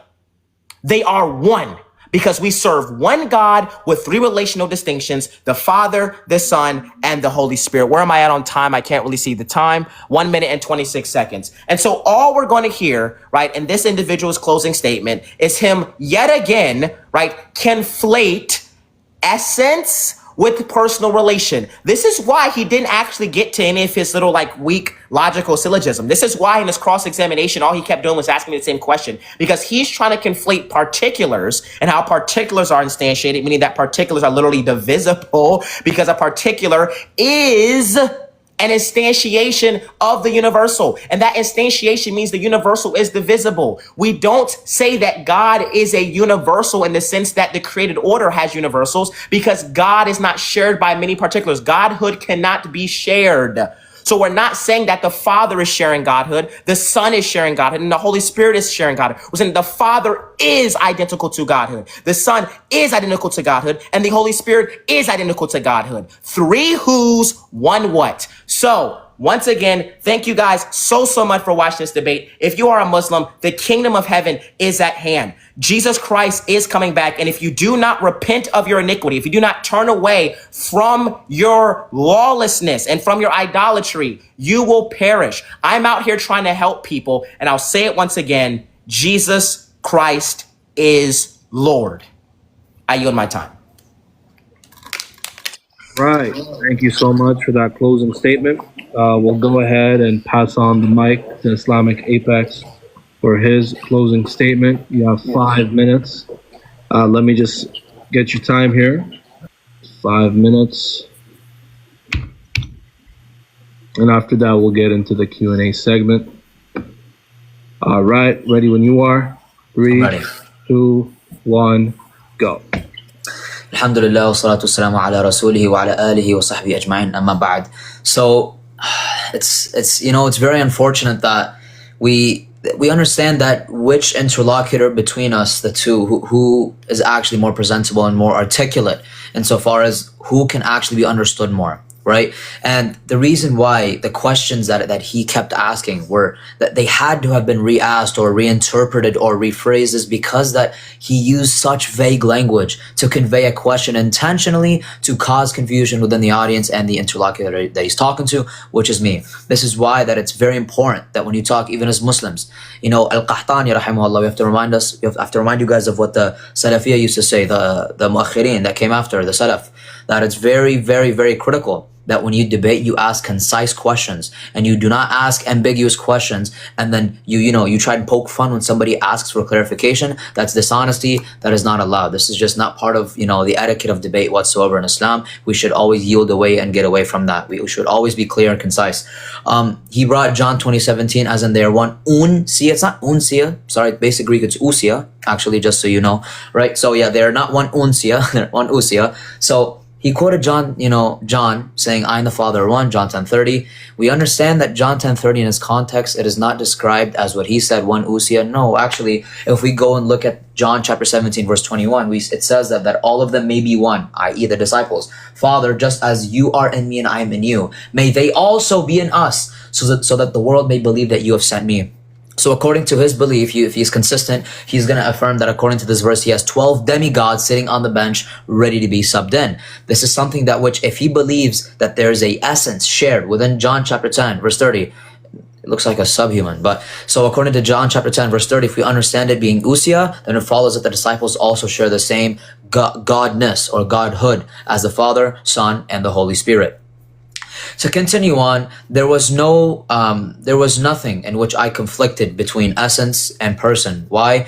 Because simply using the classical counting method, I was able to derive a contradiction. You were not able to justify why we cannot use the classical counting method when it comes to God. You are simply special pleading because God is identical to existence and that we are not identical to existence. Therefore, randomly, we should count differently for God. Otherwise, if we counted that way for God, we'd reach 3 gods, so we have to do that for the Trinity, right? Special pleading. That's what it's called, guys. So no justification, simply him stating that proposition right there.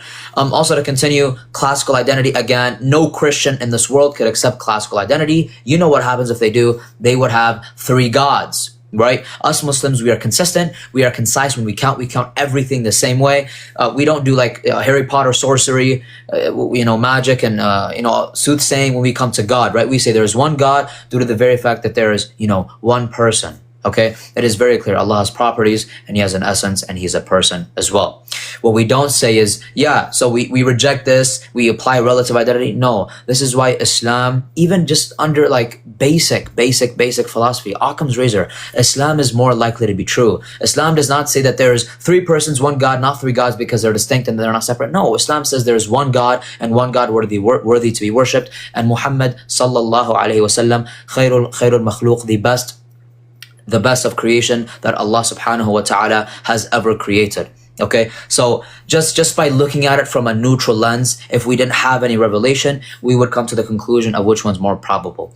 But to come back to this specific point, I think that Q-Top was not very concise. You were not very concise here when asking questions nor answering. I think a lot of the things that you were asking were very non-cohesive.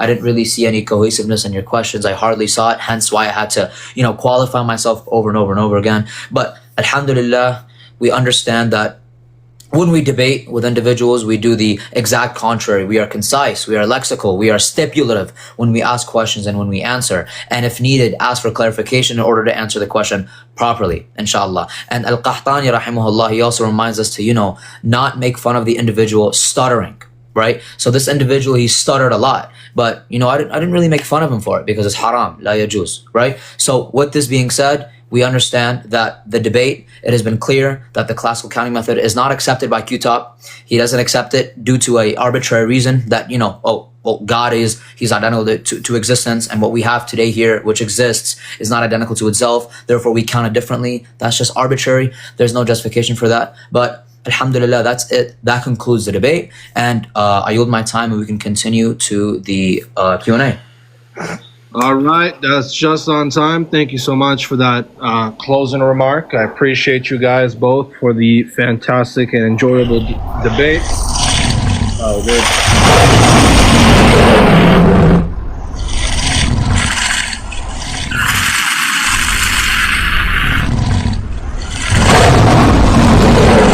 I want to thank you. Oh, got another one.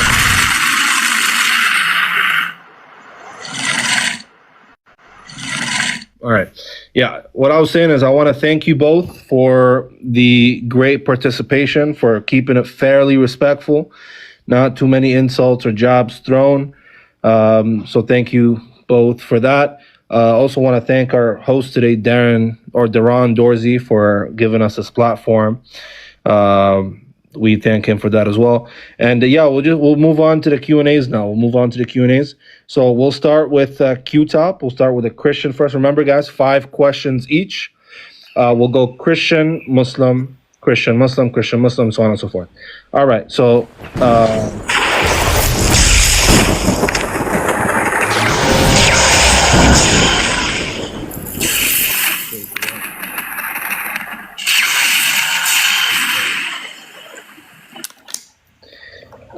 Darren, do you want to tell them the list? Yeah. So are we gonna bring a Christian? He's here. All right. Yeah, I'm here. All right, I'll be ask a question to Islamic Apex and drop after that. Go ahead. Okay, you got it. Great debate, though. Just really quick, just want to ask a clarifying question to the moderators. Are we allowed to use the Bible as as part of the questionnaires or no? It's up to them. It's up to them. Are you okay with that, Apex? Is that okay? I mean, the Bible really has nothing to do with it, but it's final answer. You guys, the only reason because you guys mentioned it. That's why. It's fine. So, I'm fine with that. You can ask whatever, Albie. Yeah, go ahead, Albie. Go ahead. Okay. So what I want to ask is if Apex can pull up in the KJV, because the KJV gets the Hebrew correct, in Genesis chapter 5, verse 1 and 2, because you brought up humans, right, as far as counting, even though we know that God is unlike anything in creation because his immaterial substance cannot be compared to anything in creation. That's your position as well. But nonetheless, though, here's a finite model since you brought up humanity. In Genesis chapter 5, verse 1 and 2, it says that in the day that God created them male and female, okay, and named them, in the day he created them, named them Adam. So my question is this. Adam is a singular name. How can Adam be used of two distinct persons, because both male and female are called Adam in this context? So if the male and female are distinct, and we know they're distinct, how can they share the one singular name?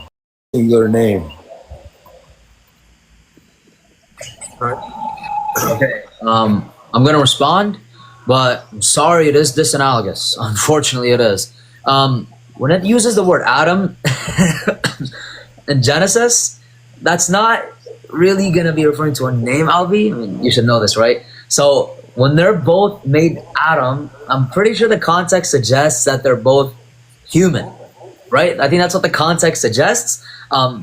Yeah, they're both male and female, but they're both Adam, insofar as them both being human.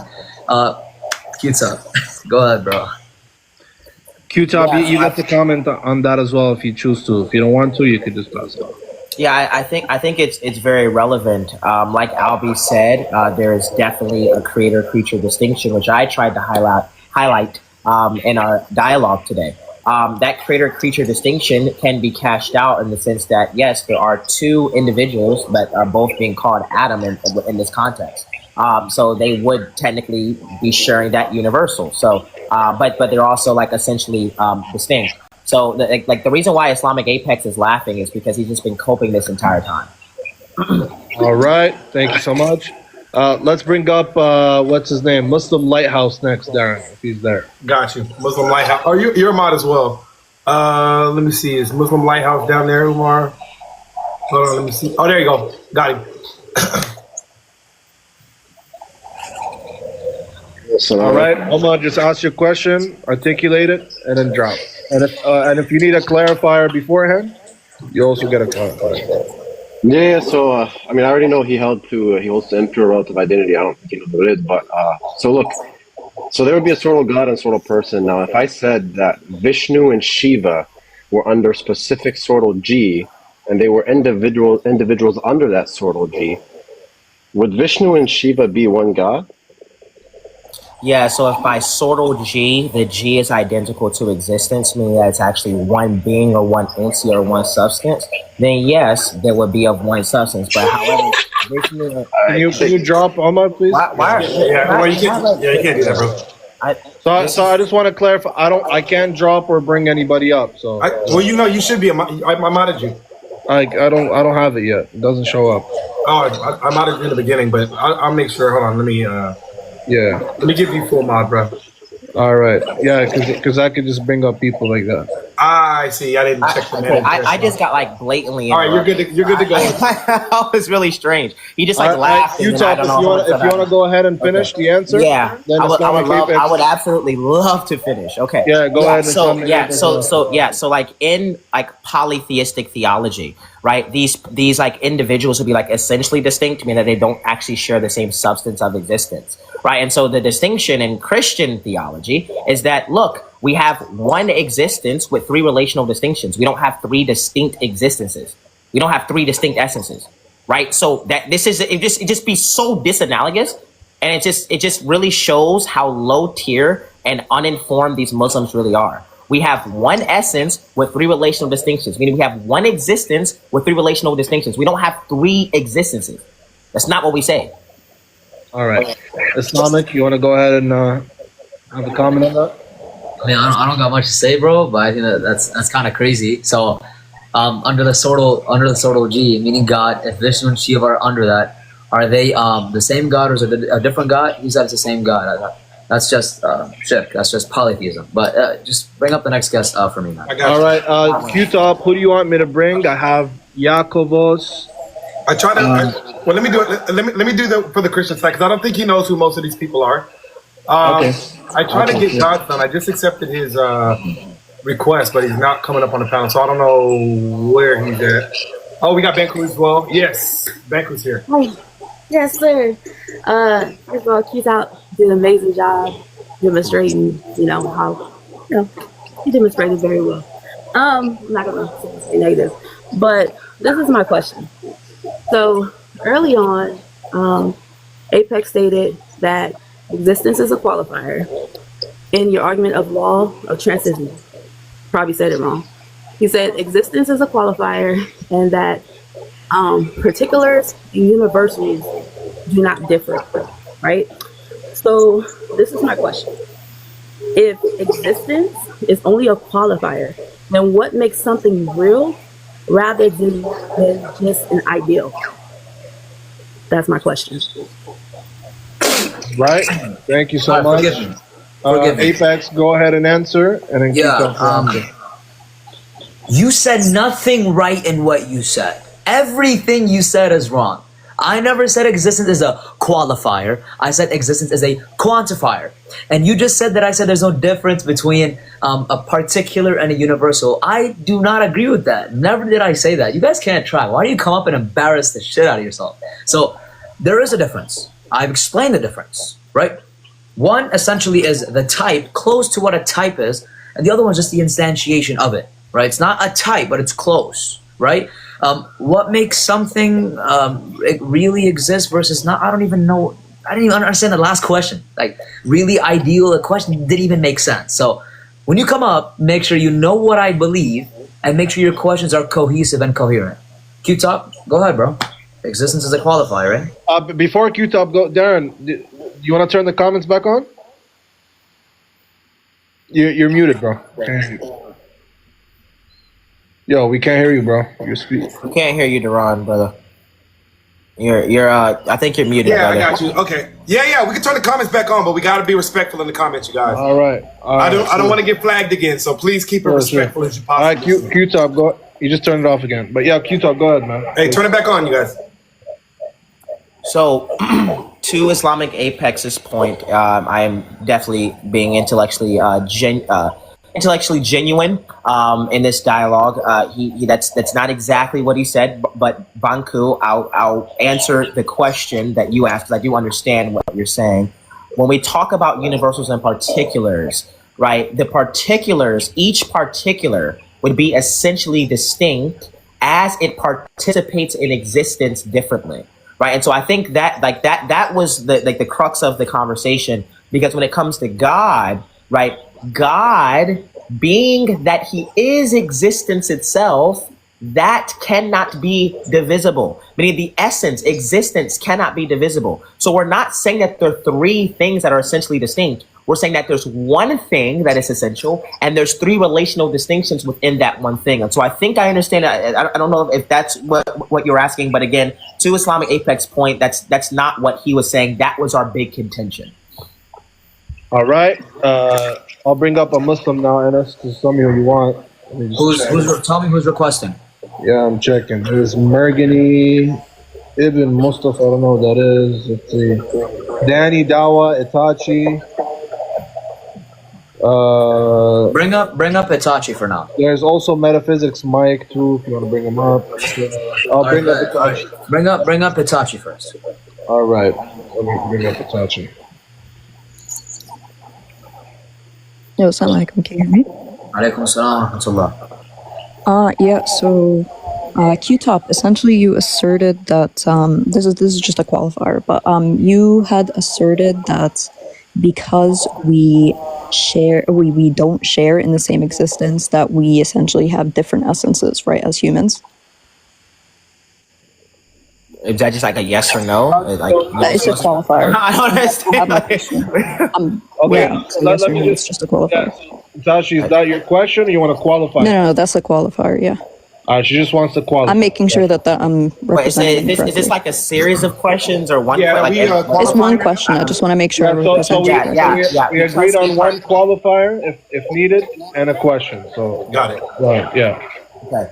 Yeah, so if your qualifier is we are essentially distinct because we participate in existence differently, that is correct. Okay, beautiful. So, regarding classical metaphysics, Aquinas, he defines humanity in regards to the quidditas shared by all humans, which is the what isness. So my question to you is going to be, if humanity is the shared universal among particular humans, wouldn't denying a shared essence entail that each human is both their own universal and their own particular?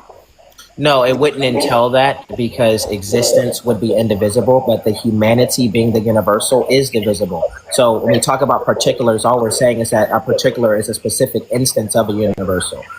So that actually wouldn't apply. No. All right. If you want to say something on that? Wait, I definitely want to answer that. Faith, thank you so much for the gift. Itachi, thank you for the great question. Yeah, all you guys heard was sorcery right there. Humans are not identical to existence. That has nothing, zero to do with the question, right? So, Itachi, that's a good question. Aquinas does say that the universal of humanity is shared by the particulars, which are the humans. And that makes it the case that they all share the same essence, right? Because they are all humans, they all share the same essence due to the fact, because you said quidditas, right? That is what Aquinas is saying. Q-Top is just gibberating black magic.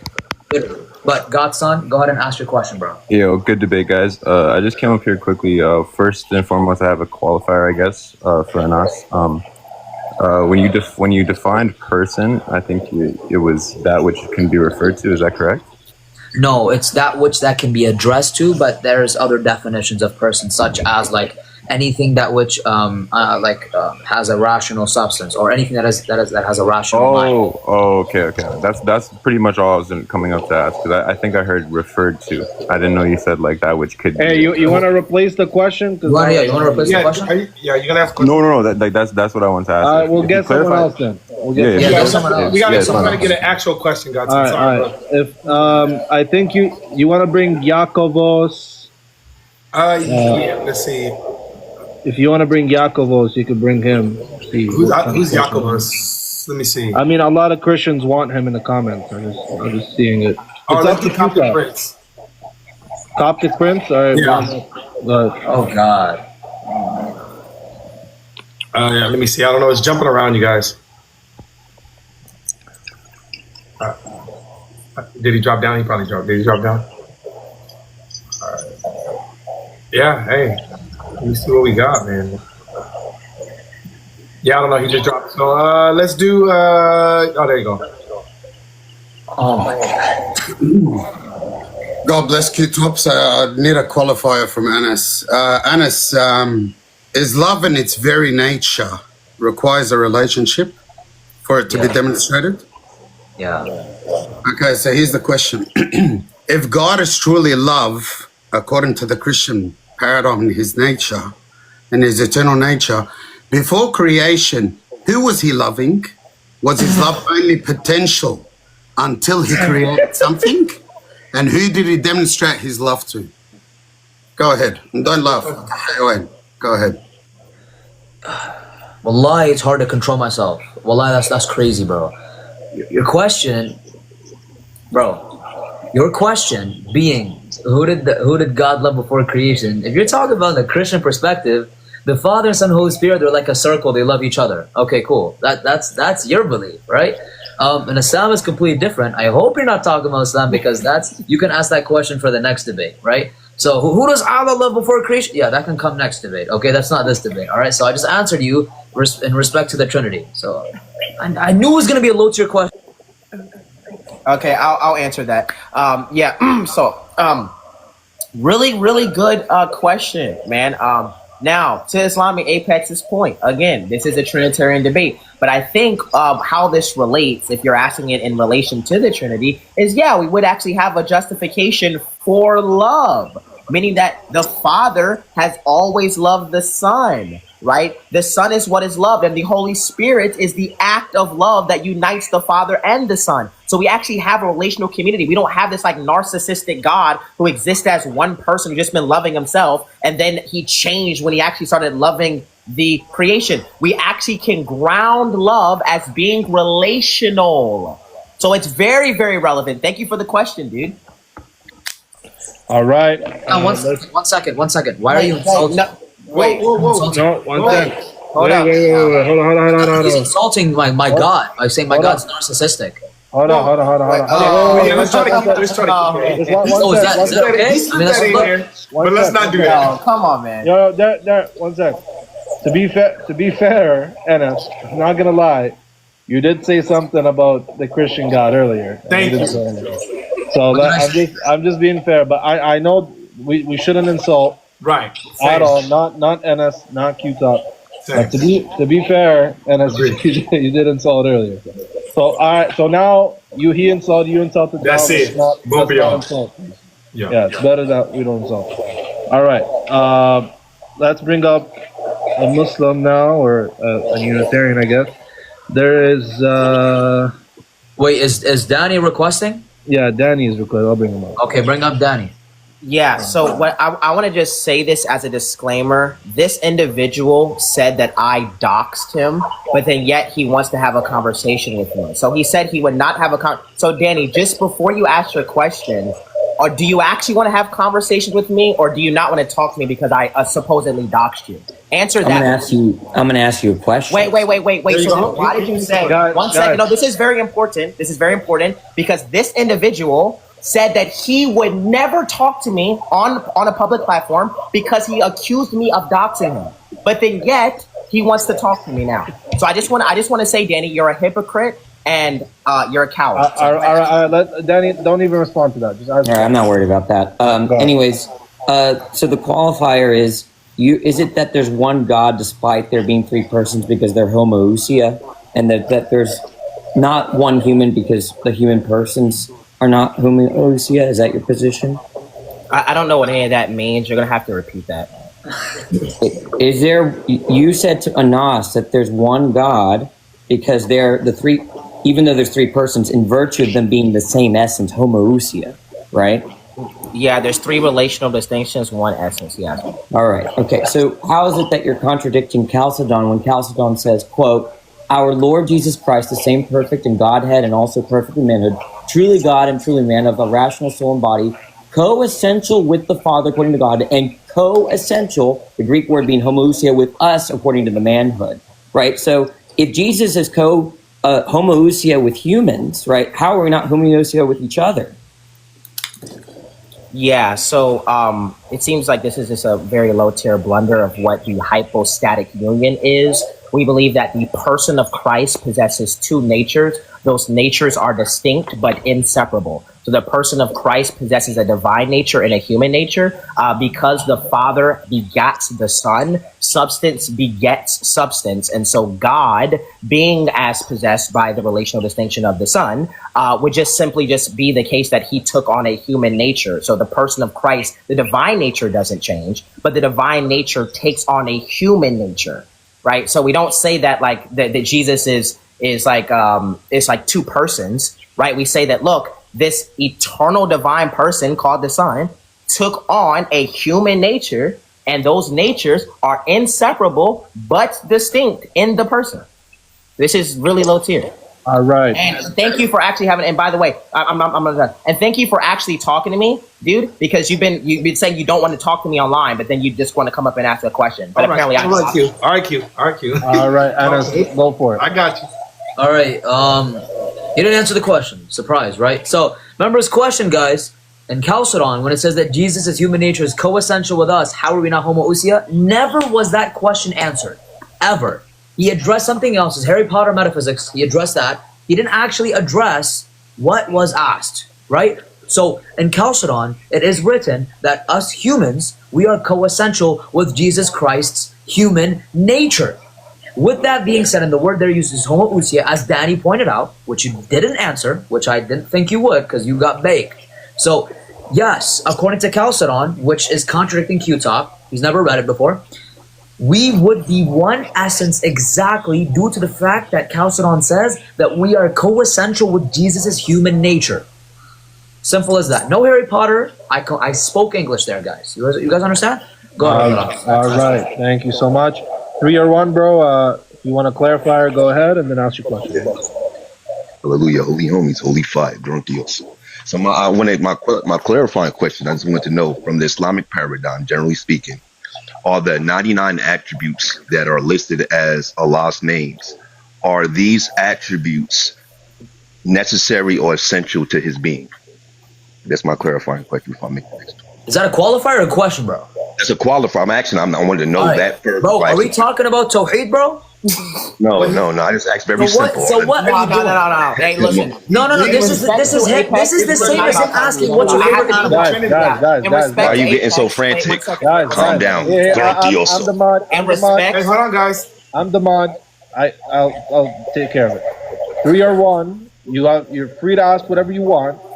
If it's not on topic, we're gonna see if Islamic Apex wants to address it.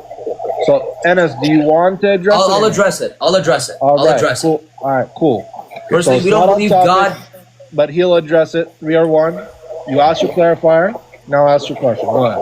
Okay, I'm gonna answer real quick. So my qualifier, the answer to the qualifier is that we don't even believe that God necessarily has 99 properties. We believe he has more. He just hasn't revealed it to us, right? Do we believe that all properties to God are essential or necessary, which means the same thing, by the way, in this context? The answer is no. Not all of God's properties are essential, right? The only ones that are essential are the ones that God has had eternally. For example, the Quran. That's not eternal. God chose to speak the Quran. Therefore, the Quran is going to be an accident. It's non-essential. God did not need to speak the Quran. All right? So the answer is yes, all the eternal ones are necessary. And no, the temporal, uncreated ones are accidents and non-essential.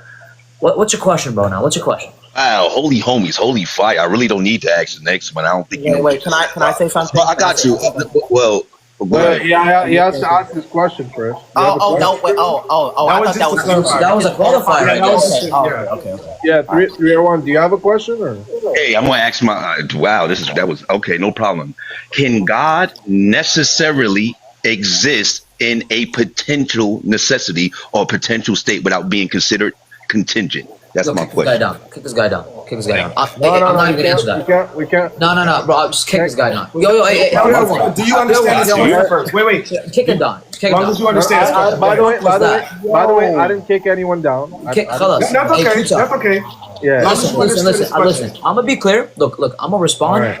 Wallahi, uqsum billah. No one in this life, okay, including this guy, understood what the hell he just asked. He might pretend he knows, but no one genuinely understood what he asked. But I'm gonna answer it anyway. I think he's trying to ask, can God be in potentiality? According to my belief, no, because I hold that God is creating eternally, meaning that I believe in ex materia, that there has not been a point where God has not been creating. He's constantly creating and destroying. Q-Top, go ahead and act like you understood his question, which I know you will, and start your Harry Potter metaphysics. Go ahead. Yeah, guys. So a lot of this debate has been gaslighting. If you notice, I haven't gaslight my opponent. I've tried to be as respectful as possible. I actually did understand what he was saying. He was actually talking about Allah's attribute set. And that attribute set, it is either necessary by essentiality or it is necessary by relation, by a real distinction, right? So not all real distinctions are essential, but all essential distinctions are real. So all he's saying is that, look, if you claim that Allah is actually pure act, right, and there's no contingency in God, right? If you make that assertion, but you also claim that Allah's attributes are distinct from his essence, right? Which means now Allah is composite. These things are actually essentially distinct in Allah, right? You're going to run into a problem of metaphysics because now you have a God that is contingent. You don't have a God that is pure act. You don't have a God that is necessary, because to be pure act means that your existence is identical to your essence. So I actually did understand what he was saying, and I really would appreciate if you stop gaslighting, dude, because I haven't done that to you one time in this discourse. All right.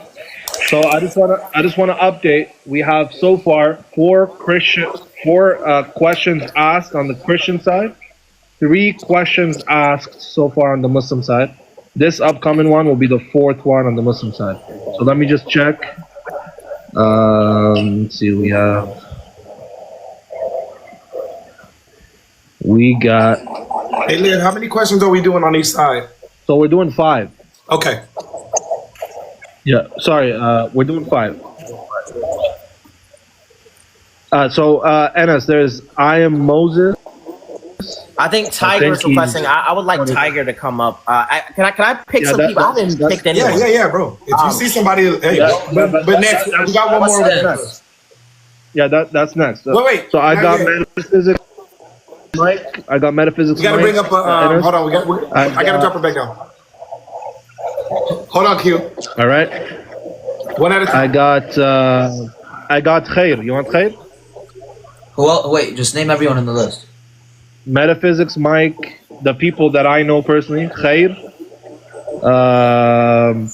I want Golden Apologetics to come up. Okay. One at a time, my brother. Okay, Orthodox. Listen. Yeah. Bring up Mike, and then bring up Khair as my last guest. All right. Yeah, for my 2 people, I want Tiger and I want what's his name? All right. So and I want Golden Apologetics. All right. Metaphysics, Mike. Ask a qualifier if you need, and then ask the question. Go ahead.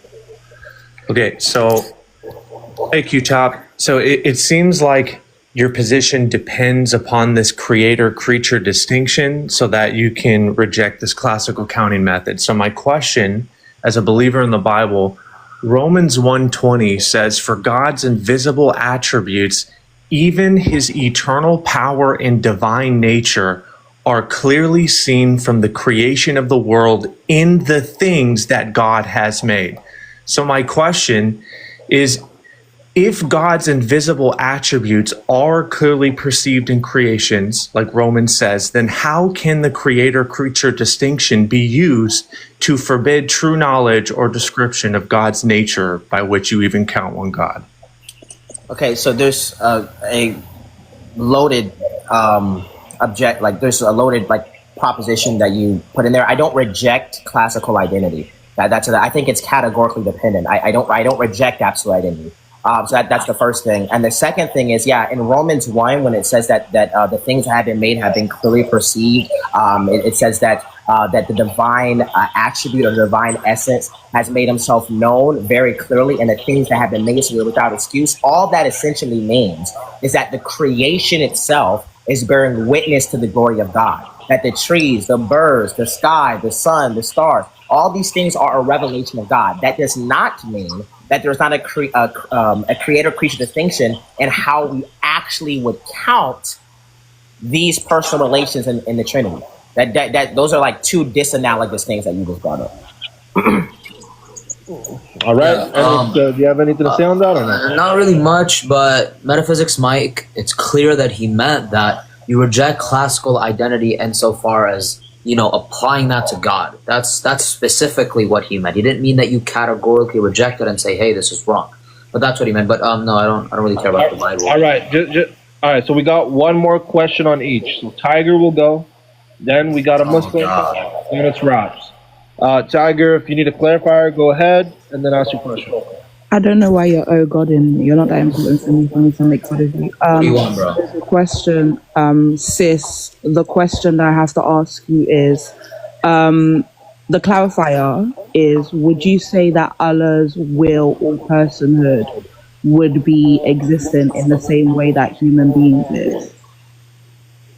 We're talking about Tawheed now? No, we're still We're not. So we're asking an off-topic question again. Can you answer my question, please? I'm asking you a clarifying question. Could you answer it? But it's a clarifier to an off-topic question. Could you answer my question? Oh my God, bro, can you give a different guess? The question would be within Trinity, but Okay, good. So answer, clarifier. Okay, you said is Allah's... What was your question? Is Allah's will existent? When we're talking about Allah's will or personhood, would you say it exists in the same way that human beings do?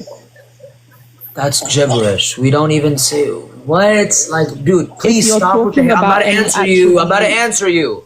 Okay. You don't even know what you're saying. I'm about to tell you Okay. exactly. Listen, does Allah's personhood exist like humans and His will? What the fuck does that even mean, bro? So I'm going to clarify the question again. Hey, since you Tiger, said you're I answering don't. Yes, please, because that didn't make any sense. I can't lie. You need to stop being emotional. It's not that deep.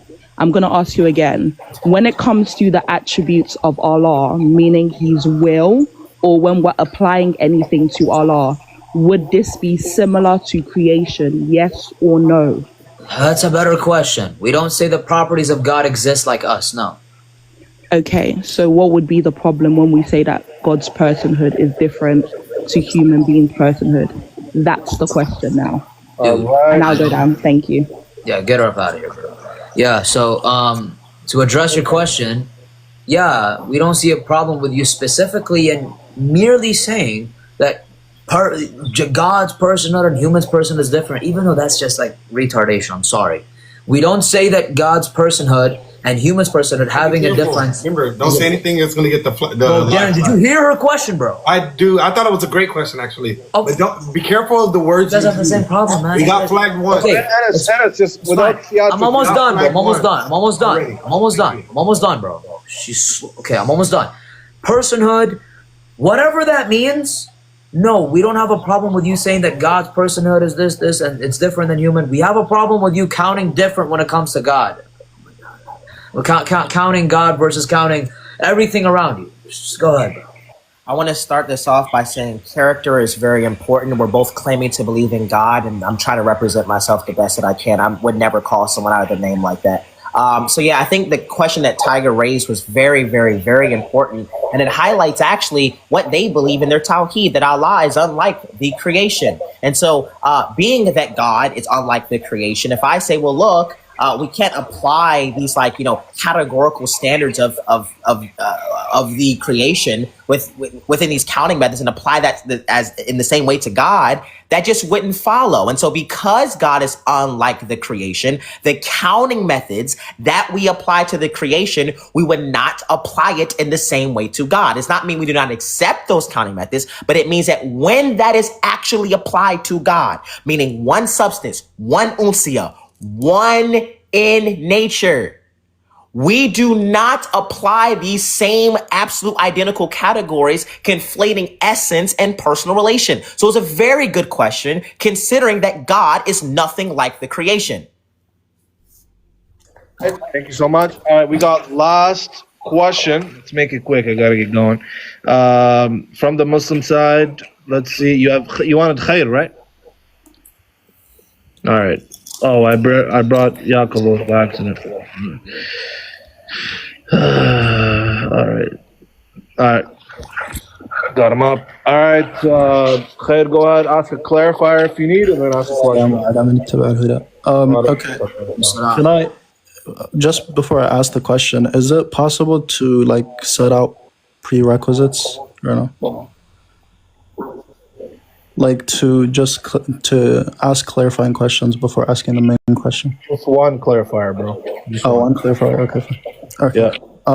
Okay. So since given that you laughed at the idea that there might be some contingency in a necessary being, would you say that, for example, that an actus purus, right, when it comes to the Trinity, when you have the hypostases, the three hypostases, the second hypostasis, you would posit that within the second hypostasis, that meaning Jesus, right?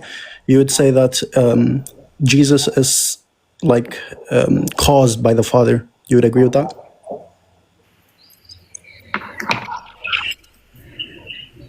Q-Top. Oh, you're asking me? Oh, what Yeah. you said? I thought, okay, I zoned out. What'd you say? He said, do you agree that I zoned Jesus out. is caused by the Father? I'm getting bored. But by cause, I don't know what causation mean in that context. If you just mean like eternally generated or like eternally begotten of, yeah. Causation is a temporal word.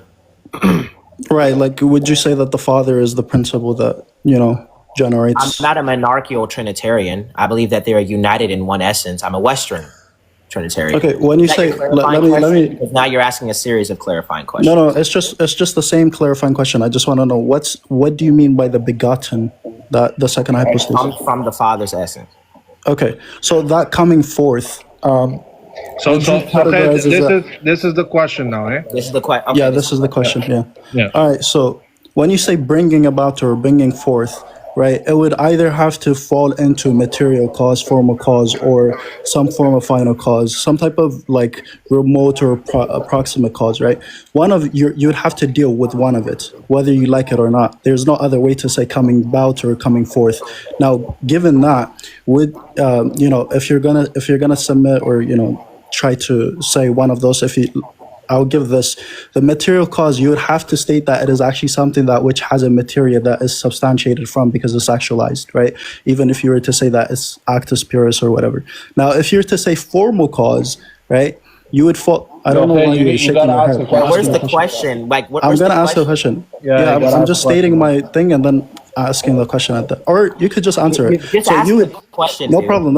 I'll ask the question. So you would be, when you say coming forth, right, or coming about, you'd have to submit to either one of these things that I mentioned from before, right? So which one is it? Otherwise, you don't have any begotten son. Yeah, so that's a claim that will require justification. In the Christian context, when we say that the Son is begotten, all we mean is that the Son comes forth from the Father's essence. When we say that the Spirit is spirating, all we mean is that the Spirit comes forth from the Father and the Son's essence.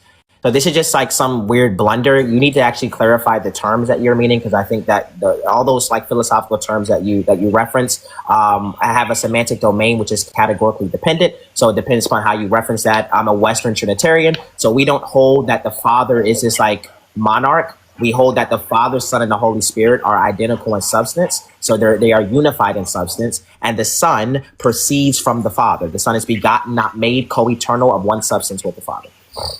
All right, Anas, go for it. This is the last word, and we're done for the night.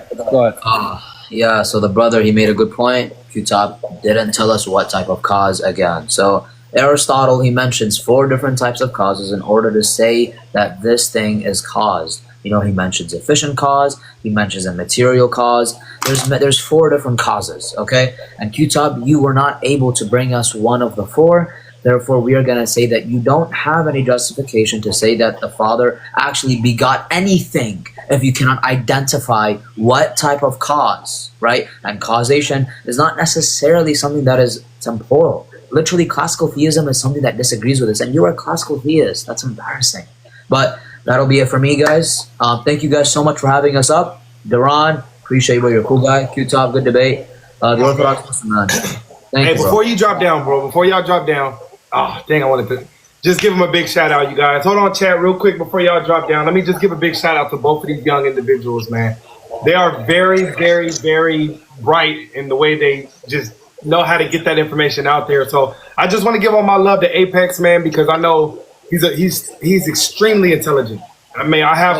Hey, Darren, you gotta give me credit for the good moderation. Hey, I got you. Hey, I got you, bro. I'm going to get to you. Duran, would you mind? And I'll ask Orthodox Muslim, given that he did give the conclusion, right? So he gave the final statement, and given that he just also gave the ending with the like question there, can I respond back to what he just said? Like quickly, bro, it's you guys' live now. You could go ahead. Okay, I want to ask. I don't want to do anything that's not. The debate is over. It's over. Yeah, it's over. You definitely can. I just want before they started dropping down. I just wanted to just give a shout out because you a boss. I think everybody saw Q-Top is an absolute beast. And let me tell you something about Apex, you guys. He's on another level.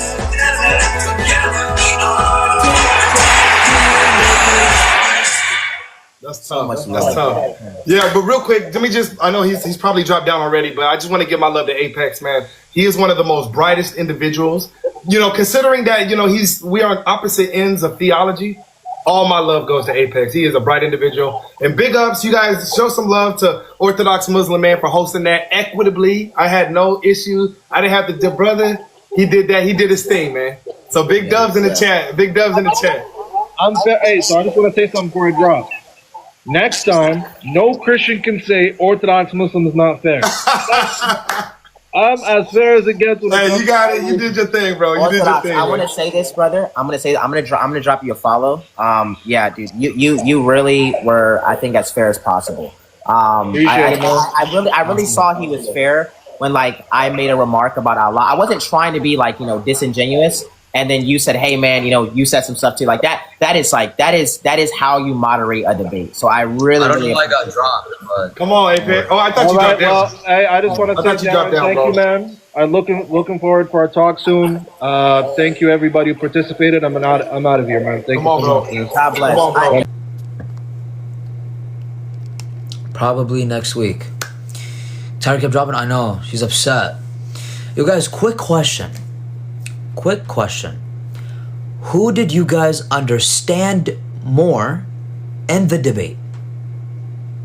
If you understood anything, who do you guys think articulated? Like, wallahi, when he would ask questions, sometimes my brain, it has an aneurysm. Like, I fail to understand his question, and that is dishonesty. Imagine, guys, I came up to you and said, what's the justification for the integrable ability of Euclidean geometry? What, you're gonna just sit there and say, what the hell are you talking about? And then I'm gonna tell you, oh, well, sorry you don't know anything. No, bro. That is called gibberish.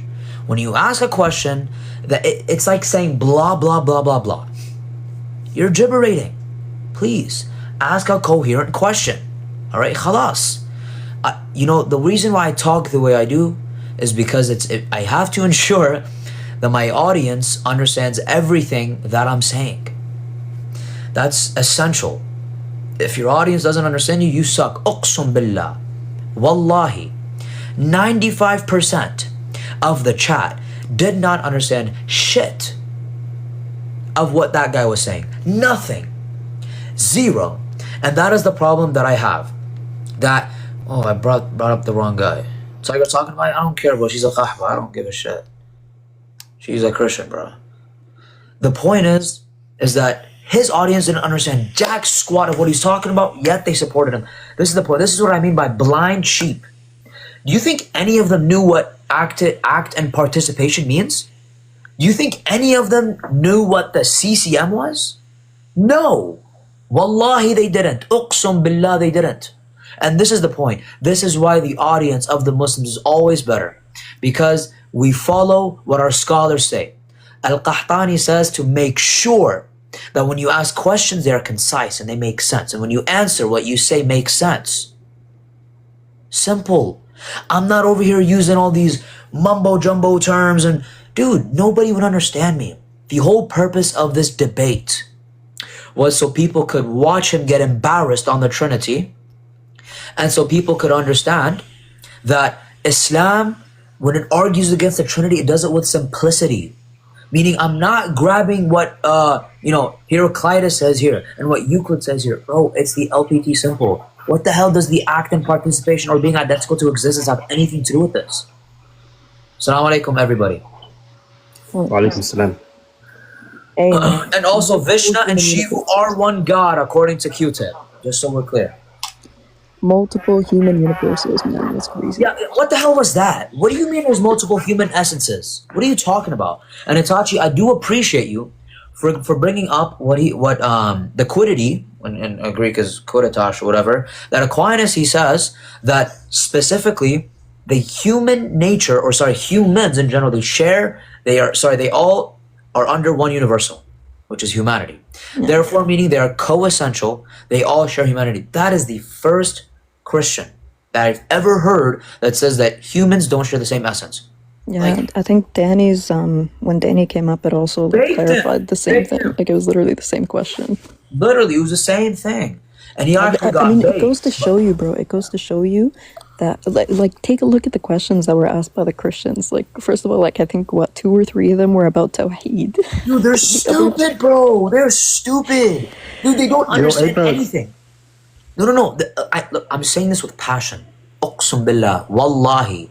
The Muslim audience that I have it's crazy. It's innumerable how much intelligent you guys are than them.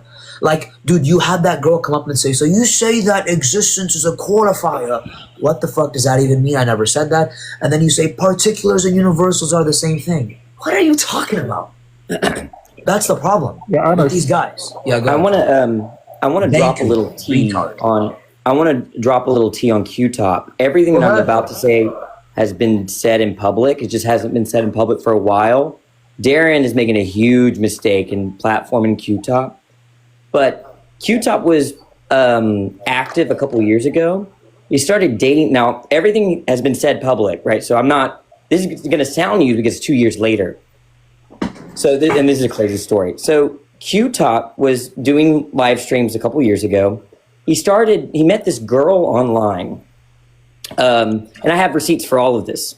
He met this girl online, and she's some, like, kind of Protestant, sort of wishy-washy, like kind of shallow Christian. Yeah. And he went and flew over to her, and they fornicated like a bunch, and he was like telling me all about it.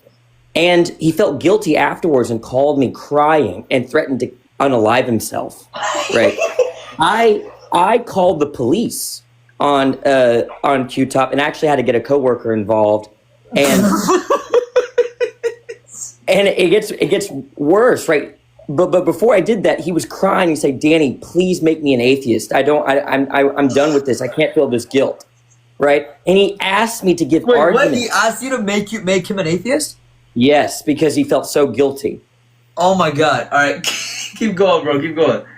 Right. And so, yeah, so then we got the police involved. We got his ex-girlfriend involved and everything. So there were receipts for all of this. Okay. Now, the only thing I don't have a receipt for is him begging me to make him an atheist, right? But that was on a private phone. Damn it. But I put a long story short, our relationship, mostly because of his fault, right, kind of crumbled after that because, I called the police on him, okay?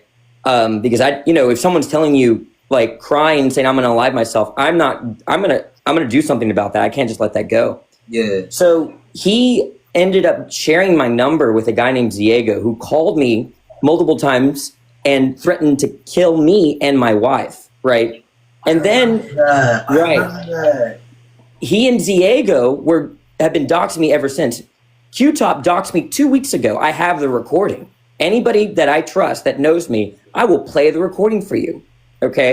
Danny, hey, after this or another day, like tomorrow, play it on Discord with me. Yeah, I'll show it anybody. I've already showed some Christians. You know who knows this already? Nick, WS, what V? Is that him? Nick, right? He knows all about this, right? In fact, he gave me evidence against Diego. He really helped me out. Also, Trix, Trix, the EO black guy, kind of new. He's around. I showed him the evidence for Q-Top doxing me a couple weeks ago. So yeah, and then when some Christians addressed him 2 days ago, he denied it. He said, "I never doxed you," right? That was 2 days ago. So he is not to be trusted. He's an evil person in it for the money, right, and the attention, right? So Darren has no clue the kind of person he just platformed. Wow. So you're telling me this guy, he cracked his ex-girlfriend, and he was so guilty he wanted to kill himself and become an atheist? Yes. And the receipts for all of it but the atheist part. I have all the text messages. I have my coworker. She was a social worker. I had to get her involved because I didn't know what to do because that's a lot for me to handle. That's crazy, Danny. Are you sure what you're saying is true, bro? There's no way, bro. Yeah, I'll show you and there are other people that know this, but this was 2 years ago. This is like a while ago. So people have because he's a new face to Darren's crew and God Logic's crew, they don't know. But the OG Christians know. Oh my God. Bro, why do all these Christians have some sort of criminal history or some sort of weird bro, why are none of you just like normal?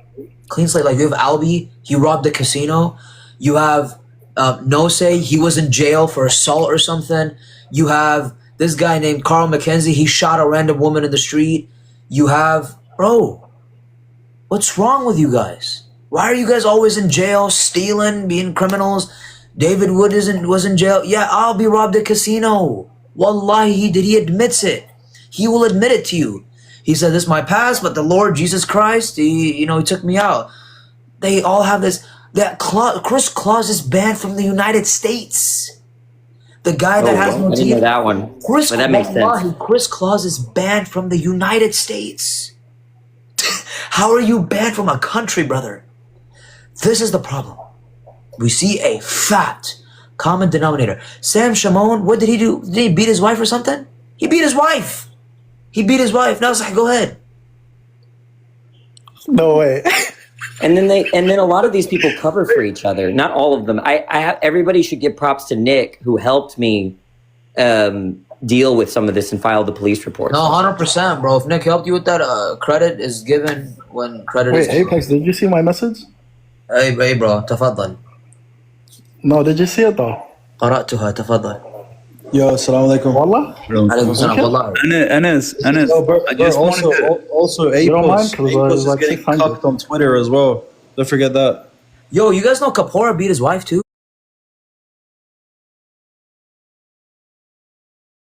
Kapoor beat his wife too? And they say our prophet. You don't see any of us going to jail for robbing casinos. Dude, Carl McKenzie killed his wife. He killed his wife. Hey guys, I just want to say, as a black man, that's some monkey brains up there. 2 monkey brains talking crazy. I have no clue what they're talking about. Yeah, okay, I'm gonna have to head out. But look, as I far as can't the evidence, stand by that. Hey, I don't agree with anything Khair just said, but I just wanted to tell you that wallahi, you are right. You broke it down because you understand the stuff you're saying, so you're able to teach it. And he doesn't understand the stuff he's saying. He was just using big words for no reason. You're a major W. You make the Ummah proud. And I promise you, I would have out-gifted all of them, but the host gets 30%. So I would rather you get the full. I would rather you get the full thing. You know what I mean? Rather than share 30% with the kufar. W, Anas, Allah, you're the man, bro. Keep doing you, my brother. Thank you. Barakallahu fi. Habibi, bro. Jazakallah khair. Habibi, God bless you, man. bro. I appreciate you. yeah, and I'm gonna head out. I just want to say, I'm gonna show Anas. I'm gonna show Omar. I'm gonna show Orthodox Muslim all the evidence, because part of the problem is I can't just put it out there because it's my name, right? It's just be careful. Because right, so I'll show it to you guys. That way, the people that trust you know, right? So, but yeah, no, he's a doxer. He's an evil person. He's a liar, right? Did you hear this, Libiano? Libiano knows nothing about this. What did I hear? What? What's up? Oh, I'm gonna have to say it again. Okay. No, I heard parts like you got like threatened, you and your wife, Diego, Q-Top. Yeah, and did you hear the part where like he like screwed a girl before marriage and like felt really guilty and all and like Libiano, this guy, listen, Libiano, this guy Q-Top, he cracked his ex-girl and he was so guilty, he told Danny he wanted to kill himself and become an atheist. I had to call the police. Yeah, bro, Danny, I remember this, bro. Bro, last year, I remember Danny came and told me were there for us on Week's Live, bro. Yo, what the hell am I hearing right now? Bro, I didn't know way, man. Yo. But he doxed me 2 weeks ago, Libiano, said my full name. I want to actually show you. That way you can say, I heard you. I heard you. So if we can get on Discord with Anas, you, and maybe Omar, so you can hear. Yeah, sure. And that way, when this brought up again, we can just say, we heard you, man. Like, you're a liar. Why would anyone trust you? Yo, I ain't gonna lie, Q-Top gives me mad slimy vibes. I ain't gonna hold you, bro. And did you hear about his course? Did y'all hear about his course? What course? Listen. Yo, are his million followers fake? Like, okay, no, he used to be no views. And no, here's what happened. He used to be a rapper and produce music, and it was mildly successful, but he gave that up. No way it was successful, bro. That shit fire on mute, bro. Well, I'm saying it's success. I'm saying where his followers came from, right? But the point is, no way. Wait, he swapped the rap. But let me tell you about the course thing. I think it was like charging like $15 or $20 for an up and coming course on how to defend the existence of God, and people paid for it. I have actually a friend that just Arguments bought it. suck. His arguments are trash. And do you know a guy named Divine? He does pro-choice abortion debates. Yeah, okay, but you can ask him. Here's what happened there. He was a Q-Top fan, and he bought the course, and then Q-Top didn't deliver, and he was a poor teenager, and he asked Q-Top for the money, but he was too scared. And so you know, Danny. Actually, you know what I'm remembering now. I remember way while back when I never used to come on panels and stuff. I would watch. Parker and Dean Withers, like I just watched them, like, you know, it was fun watching their lives, right? Right. I remember Dean Withers had a life on Q-Top, I think, accusing him of stealing money, like he borrowed money. What from happened? him. What happened was Q-Top, right? Doesn't really lost his job.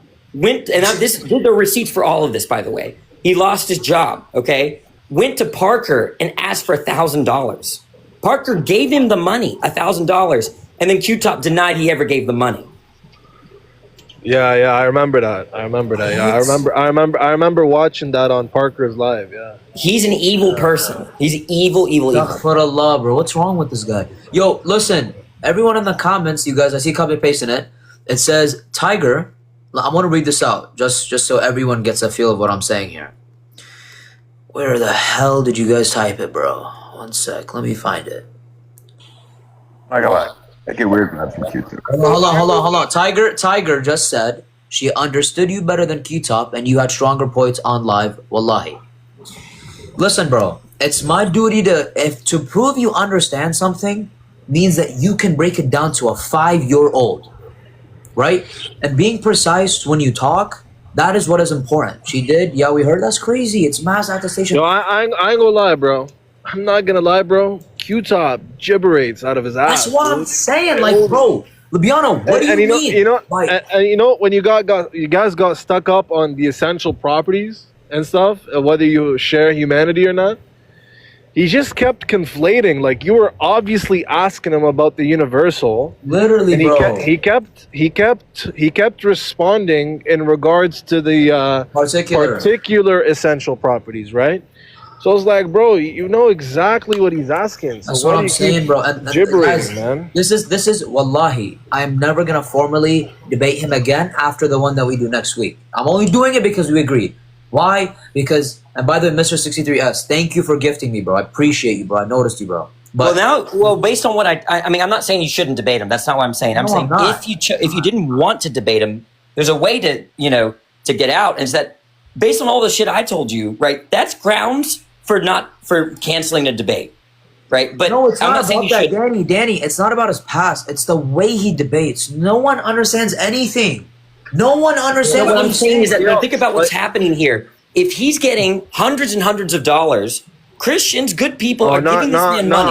Not $100, bro. He bagged at least $3,000, two rack. Okay, yeah, I don't know. Hold on. Hold on. I knew it was bad when he understood 3R1, bro. I'm not gonna lie. All I'm saying is that I'm not saying don't debate it. Did the 3R1's question make any sense? I had no idea what he was saying, but then I'm not saying that you shouldn't debate him. I'm just saying that you have good justification. This guy doxes people. He steals their money, right? This is, if Darren believed all this, I don't think he would want to host. No, he wouldn't, bro. But the thing is he's gonna deny. Bro, I ain't gonna lie, bro. I don't even do what's best for you. I don't even want to do the next debate, bro. No one understood anything about what he's saying, but he's a doxer. He cracked his ex-girl and got Danny involved. It's like, dude, what are you doing here, bro? It's just, dude, to be honest, wallahi, just no one debate him again. No one. I was the guinea pig here, and it sucked because no one understood jack shit of what he's saying, bro. What is act and participation? What do you mean that we don't have the same essence? Yeah, I agree with all that, but I gotta go fight. Sorry, good job. I gotta go. All right, bro. Peace. Like, what do you talk? They're gonna tell me that you ran? I don't give a shit. I don't care who says I ran. No one. Uqsum billah, there is a 97% of the Christian audience understood nothing from what he said. It's not because they're stupid. It's because he does not know how to articulate himself at all. That's why I asked a million qualifying questions, because nobody understood any. If a Christian can come up and explain to me what the hell it means that we have different essences because we are not identical to existence, I will give you $500 right now. C4, you're the first contestant. Yeah, no. I don't know what he was saying. He was kind of yapping. What is he talking about, bro?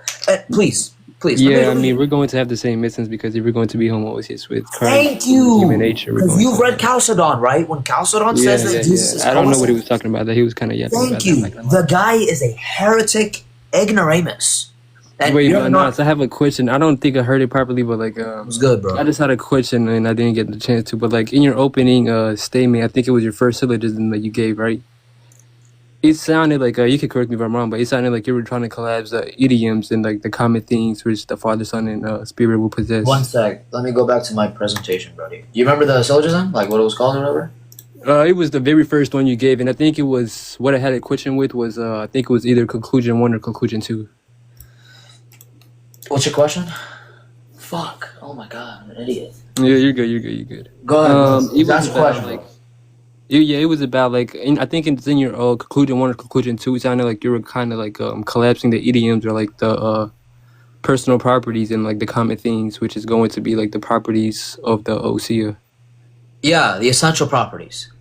Yeah, so like whenever can you read your conclusion 1 or conclusion 2? Yeah, let me just find it real quick, dog. Hold on.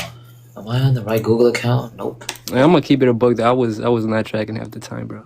Do you think I couldn't even track, bro, because this guy, Tunis, like, bro, this guy said with confidence, Tunis plus Tunis equals fourness.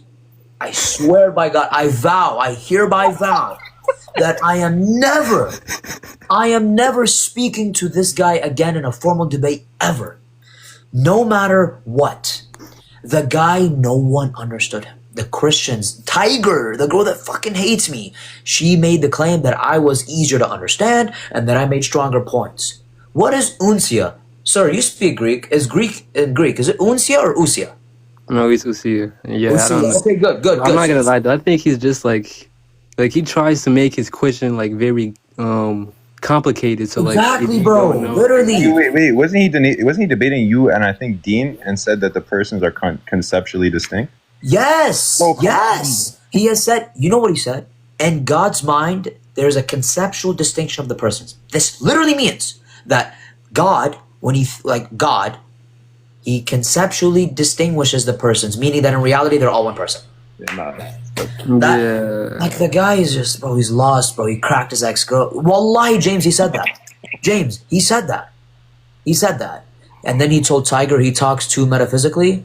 Is that like tough in like what is that tough in the USA that you talk too metaphysically, bro? Yeah, I'm not gonna lie. Like it's not even you, but like the whole debate was kind of like it was garbage. It was hard to watch. It was a hard watch. Dude, I wanted it to end because I've been sitting in this fucking chair, bro, for about 2-3 hours, bro, and I can't. Oh my god! You know when I found out that he was starting the cross exam, I was like, oh my god, bro. Because I was gonna sit there for 26 minutes asking for clarifier after clarifier after clarifier.